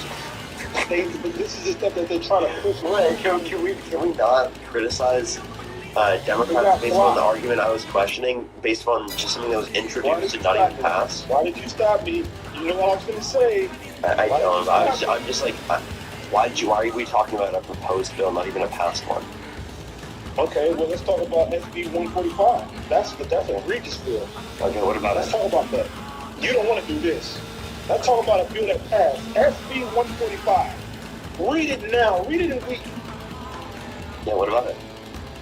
Yeah, so this bill, right? So before this bill, if, let's say, a 22-year-old messes with a 15-year-old, that person has to automatically register as a stress offender. Now, this bill, because it says it's discriminated against LGBTQ, this bill basically added 10 years. So a 24-year-old can have stress with a 14-year-old, and then it's at the judge's discretion whether or not that person gets the right. No, this is a common misconception with the bill. The bill did not do that. The bill simply just said that gay people are treated the same as straight people under the law. That's it. You know, that's all it did. No, that It never created. You can look this up. There's a fact check on this directly from USA Today if you want to go read into it. I spoke. Listen, brother, you just found out about this. I've been studying. No, I've already known about this. You can find this from USA Today. You can find this from Factually.com. I've talked about this on my stream before. Someone brought this exact same thing up, and I know exactly what it's about. This is specifically just making it applied the same for gay people or straight people, and not that it allows for pedophilia or allows. I never said it would allow. Listen, I was real careful with my words. See, don't play with me. You're trying to get me banned on TikTok. I never said that. I said that it's at the bill. Listen, the bill is basically saying that all P3DOs matter. Okay, if a straight P3DO get to mess with children and a LGBTQ person should be as well. And it should be at the judge's discretion whether or not, and they gave a 10-year gap. The 10-year gap is the most problematic part of the bill. This is what already existed under law, so I would argue that there needs to be something to undermine that, and I would agree. Nothing should allow for that, but this is not something that was created because of the bill. Bro, this is the problem. Like, can I tell you, before SB 145, you can find this from USA Today, an 18-year-old male convicted of having oral or anal sex with a 17-year-old male would be required to register as a sex offender. Yes. And now it's at the judge's discretion. And it's a 10-year gap. The 10-year gap is my issue. So wait, the issue you're having is with a law outside of the fact that it applied to gay people. So I just want to apply. This got rid of the loophole where it specifically ensured that an 18-year-old would specifically be required to register as a sex offender if they literally engage in oral or anal with a 17-year-old. There's a 1-year difference, okay? While specifically it allows for a 24-year-old male convicted of having penile and vaginal sex with a 15-year-old would not be required to register. It would be left up to the judge. So I just want to be clear that what needs to be changed within the context of the law is what's applied both to gay people and to straight people for the age of how many years difference that they would allow. Not specifically that this bill in of itself passed by Democrats and then allowed for that to happen. You're misunderstanding the bill. Now there does need to be legislation further on top of this to make it so that's not 10 years. 10 years is exactly. That's my only issue. The 10-year. Wait, but the SB 145 did not create that 10-year thing. Yeah, but it added to it. No, it didn't. No, it didn't. It simply just ensured that gay people are protected, like in the circumstances that I referenced, for like the 18 and 17-year-old. But it should never be at the judge's discretion. So. Wait. Can I agree that it should never be up to the judge's discretion, specifically in situations of like 10 years and whatnot? Difference is nuts to me. Okay, but that still doesn't mean that this particular law passed, right, then caused that difference. Okay, no problem, brother. At least we can agree on that. Yeah, and also, like, can we then go back to how, what was the original point you're making? You were saying that, like, that we were demonic or something. I'm talking about the stuff being pushed on children. Yeah, how is it being gay pushed on kids? There's Netflix shows, there's... what Netflix show? Bro, calm down, brother. You asked me other questions. Just slow down, brother. So there was a Netflix, hold on, let me find it. Hold on, give me a second. I really appreciate it. Thank you. This is the guy who pretended to be religious the other day but didn't care about Jesus pretending to be Jesus. Or about Trump pretending to be Jesus. Was that you, Gary? How long you talked? I was literally disappointed about Trump pretending to be Jesus. I literally conceded. Wait, how long ago did we talk last? I don't know, brother. Y'all look alike to me. It's a joke. It's a joke, bro. See, you want to cancel me, huh? You want to call me racist, huh? It's a joke, bro. Like, the Democratic Party has... I didn't say anything, by the way. I literally said nothing, but I just looked at him weird. I literally just looked at him weird, and he's like, "You're calling me racist?" No, I'm not. I'm not canceling you or calling you racist. This is why the Democratic Party is so uptight. You guys have no personality. You got canceled comedy. How did you cancel comedy? No, we didn't. I make fun of Trump supporters all the time. Bro, y'all literally cancel comedy. The top comedians are literally scared to speak out against certain stuff because they're scared to be labeled racist, anti-Semitic, homophobic, fatphobic. Well, then maybe they should find some better content that doesn't require punching down. There's so many things you can make jokes about. There's so many things, but like, why do you have to engage in bigotry to be funny? Why? To me, that just tells me like you're not funny, right? Like, if you need to engage in bigotry to be funny, maybe you're just not funny. This is embarrassing, brother. Can you agree? Can you agree that if someone has to engage in bigotry to be funny, that they're just probably not very funny themselves? No, I can't agree. Listen. Wow, that's pretty. Even that so many rely on bigotry as comedy and not funny. Listen, one thing that we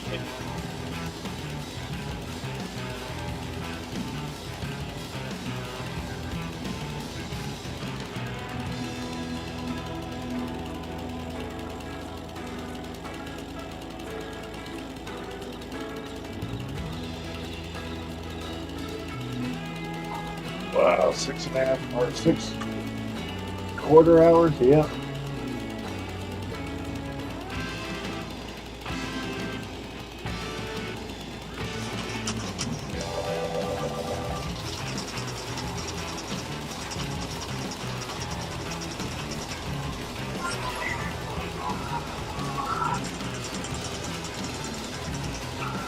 Well, you're back on the goddamn front page now.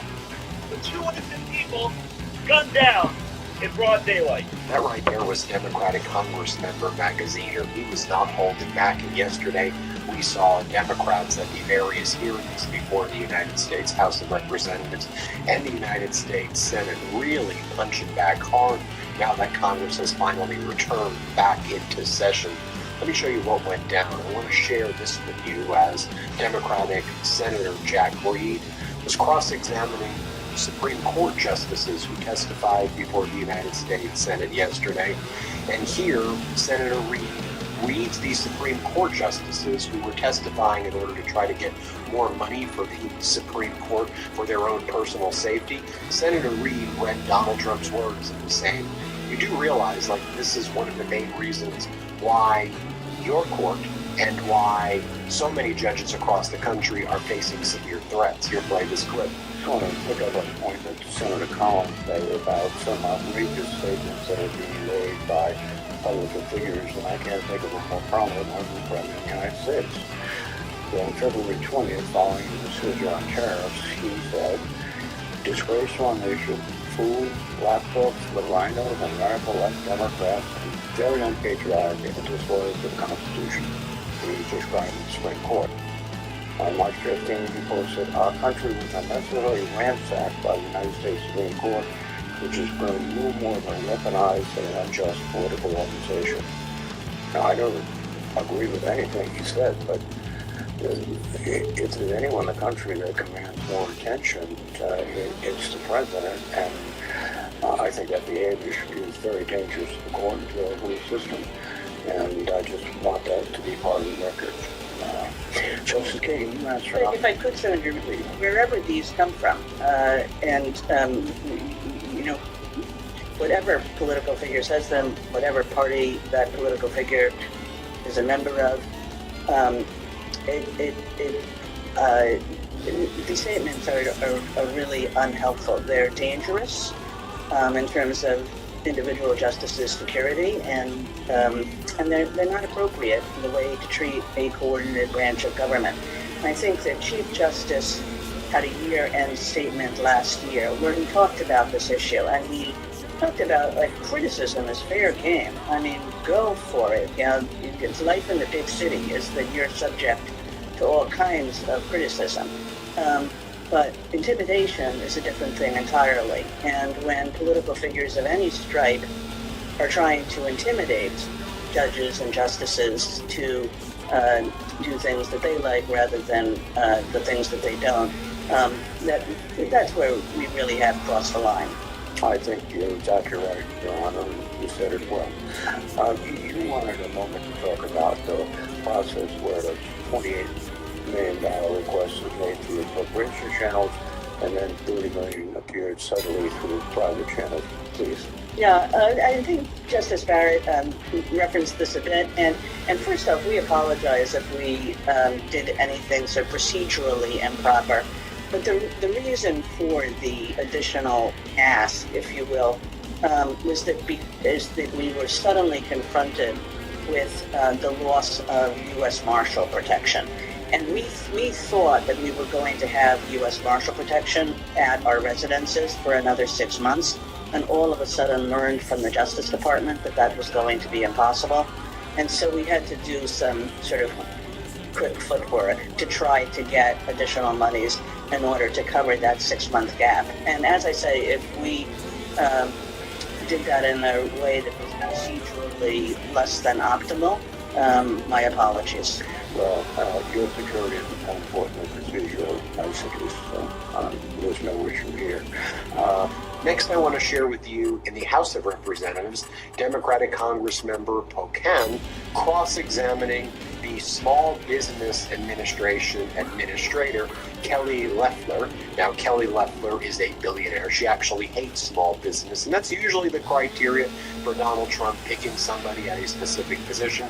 He picks an attorney general who hates the law. He picks a health secretary who hates health. He picks a energy secretary who is corrupt as hell or just represents the interest of oil companies. He picks a health secretary who hates health. He picks an environmental protection agency head who hates the environment. I can continue to go on. He picks a Defense Department secretary, who couldn't even run a nonprofit for the troops.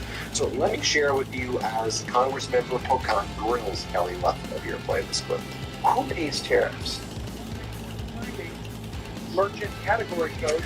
Congressman, according to Harvard and the Richmond Fed, 80% of the tariffs are paid by the foreign countries where they originate. That's why the United States was on its heels for 50 years. That would be like me saying, if you said, what color is my hair? I'd say I have long, flowing red hair, right? Because it's complete BS, right? That's not true. Who pays tariffs are these small businesses who've been impacted, 42,600 on average last September.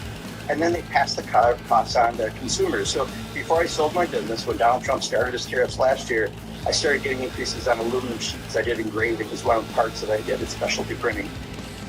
But I also got increases, by the way, on American-made walnut plaques, because they decided they could also make money while they're doing the increased costs on tariffs. They could pass on some other costs. So that's part of the fun of being a small business, not a really, really, really rich, big business. But when you're a small business, that's the kind of stuff you have to juggle.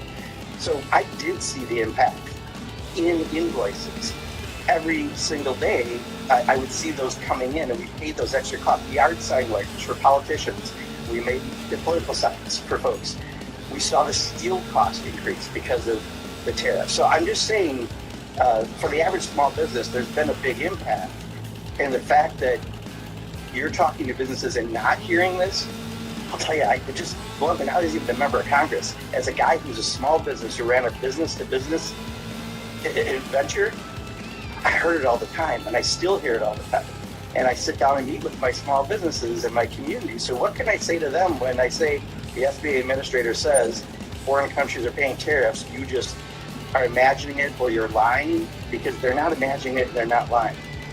Well, Congressman, with all due respect, I'm going to set aside the reductive comments you made about small business success, because every small business is so a job. You're saying, you take my time back. You're saying it's the real small venture. It doesn't matter if their bankruptcies are 50%. You only care about big business. Is that the new policy of the SBA? A collision. Unless Donald Trump and his sons can invest in, it's not something you care about. Is that what you're saying? Collision repair company. You voted against the working family tax cut, where that repairman, where that auto mechanic is not. Oh, please! If you want to go there, I need 5 more minutes. You're not you have no clue. Give me 5 more minutes, and I'll ask you questions about that. Yeah, well, I yield back. This administration is fighting for the American worker. Think about No, small it's not. business. No, it's fucking not. You fucking lying cunt. Because it was very impressive. Here, let's play this clip. You introduce your buddy to TTF St. Louis. Whoa, he goes on the site. This clip. Mr. Speaker, in the last week, ICE agents shot and killed 2 more innocent people in broad daylight. In both cases, the people they shot and killed weren't even the people they were looking for. In both cases, they shot and killed people who were on their way to work in front of their families. In Houston last week, Lorenzo Salgado Arejo, a construction worker who has lived in the United States for 35 years, a husband with 3 children, no criminal record. He was driving to work with the lunch that his wife had packed for him and his brother riding in the passenger seat, when ICE agents rammed his vehicle and shot him because they thought he was someone else. And then yesterday in Maine, Joan Sebastian Guerrero, 26 years old, legally authorized to work in the United States, legally authorized, shot and killed by ICE agents. His wife and his 3-year-old daughter, who screamed, wearing her bluey pajamas while she watched her father bleed to death. How many more innocent people have to be killed in broad daylight? How many more children have to watch their parents shot to death by masked men too cowardly to show their faces? When will this madness stop? When he took his position, Secretary Mullen said that his goal was to get the department off the front page of the news. Well, you're back on the goddamn front page now with 2 innocent people gunned down in broad daylight. Nothing has changed. Nothing has changed. It is total chaos. And you know what? In both of these shootings, in Texas and in Maine, none of the agents were wearing their body cameras. Congress gave them tens of millions of dollars for body cameras, and none of them were wearing them. Where's the accountability? And you want to know why we won't vote, why I won't vote to give funding to this lawless, reckless, dangerous agency? Mark my words, we are not going to be silent about what is happening. We are not going to forget until there is justice. And next, I want to show you what went down when you had the chairman of the Federal Reserve, Kevin Warsh, testifying, and Democratic Congress member Gregory Miller Meeks was cross-examining Kevin Warsh, and he got Kevin Warsh to say on the record that I am going to put the law over Donald Trump, that I won't listen to Donald Trump's threats. Let me show you this good cross-examination by Congressman Meeks here. Play this clip. Thank you, Mr. Chairman. And congratulations, Mr. Chairman. Let me just jump into this, because in your testimony, you talked about the Federal Reserve's, I quote, rightful independence in the conduct of monetary policy, which is good. Now, as the Chairman Hill has indicated, I also do some foreign affairs work, and I'm very concerned about what's taking place in the Strait of Hormuz and rising cost of gas, because we know that when those prices go up at the pump, it means higher transportation and energy costs, and they work their way through the economy, generally making groceries, high-end household goods, etc. So, depends upon handling it. So, if the administration's handling of the conflict with Iran contributes to another inflationary shock, will you make the decision you believe is in the best interest of the American people and the American economy in that rightful independent stance? Congressman, that is always our commitment, to make the best decision we can consistent with the remit and our understanding of the world. And as I said to the chairman of the outset, we'll deliver price stability. So, and that's, still based upon what we've seen from the president thus far. I just want to be clear, make sure that I got to be clear on this. That if the president publicly pressures you to pursue a different course than the one you believe is in economic, if you believe the economic data supports, will you follow the president's wishes or follow the data? My commitment to you is to follow the law and follow the data, follow our very best judgment. And that even if he publicly criticizes you for doing it, if you decide this is the way to go, this is where the data's changed, and he publicly criticizes you and tells you how disappointed he's in you and all of that, will you still do what the data tells you to do? I will, Congressman. You ready for that? I'm ready to follow the law, and I'm ready for the Fed to deliver on the expansive remit that you gave us, I'll make only one other note. We have a wide lens. We're interested in what's happening in the war. We're interested in what's happening in military conflicts around. We have to take that all in, but then we have to shut the door and make our very best decision. That's what we're going to do in a couple of weeks, and that's what we'll do in the remainder of my tenure.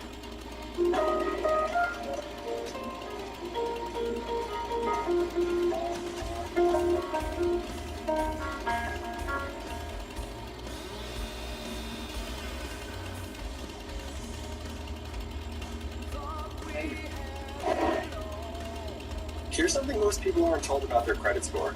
It's not just whether you pay your credit cards, it's when you pay them. I didn't know this. Most people don't realize that either. But Smart Credit's data experts understand how credit bureaus operate.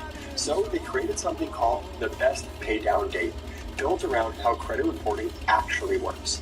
So instead of guessing, you get personalized strategy that shows you what to do and when to do it to help you maximize your score. I wish I knew about this sooner. I really do. That matters because better credit can mean lower payments and more money in your pocket. And this is where it gets interesting. 6.5 hours. You can see your I'm good. I'm going to go ahead and shut it down now. What's affecting 747, it, and if September something needs 1st, first attention, year you can take care of of it this right map. there. That's huge. So before you This apply is for Farming anything, Simulator a car, 22. apartment, refinance, Silverrun it makes sense to Forrest, start Woody, with Smart Credit. Woody Johnson Go to Farm, Part 5. smartcredit.com/Midas and try Thanks it for for watching, just and we'll see you all $1. later. You Y'all may be take care. surprised Bye. to see how many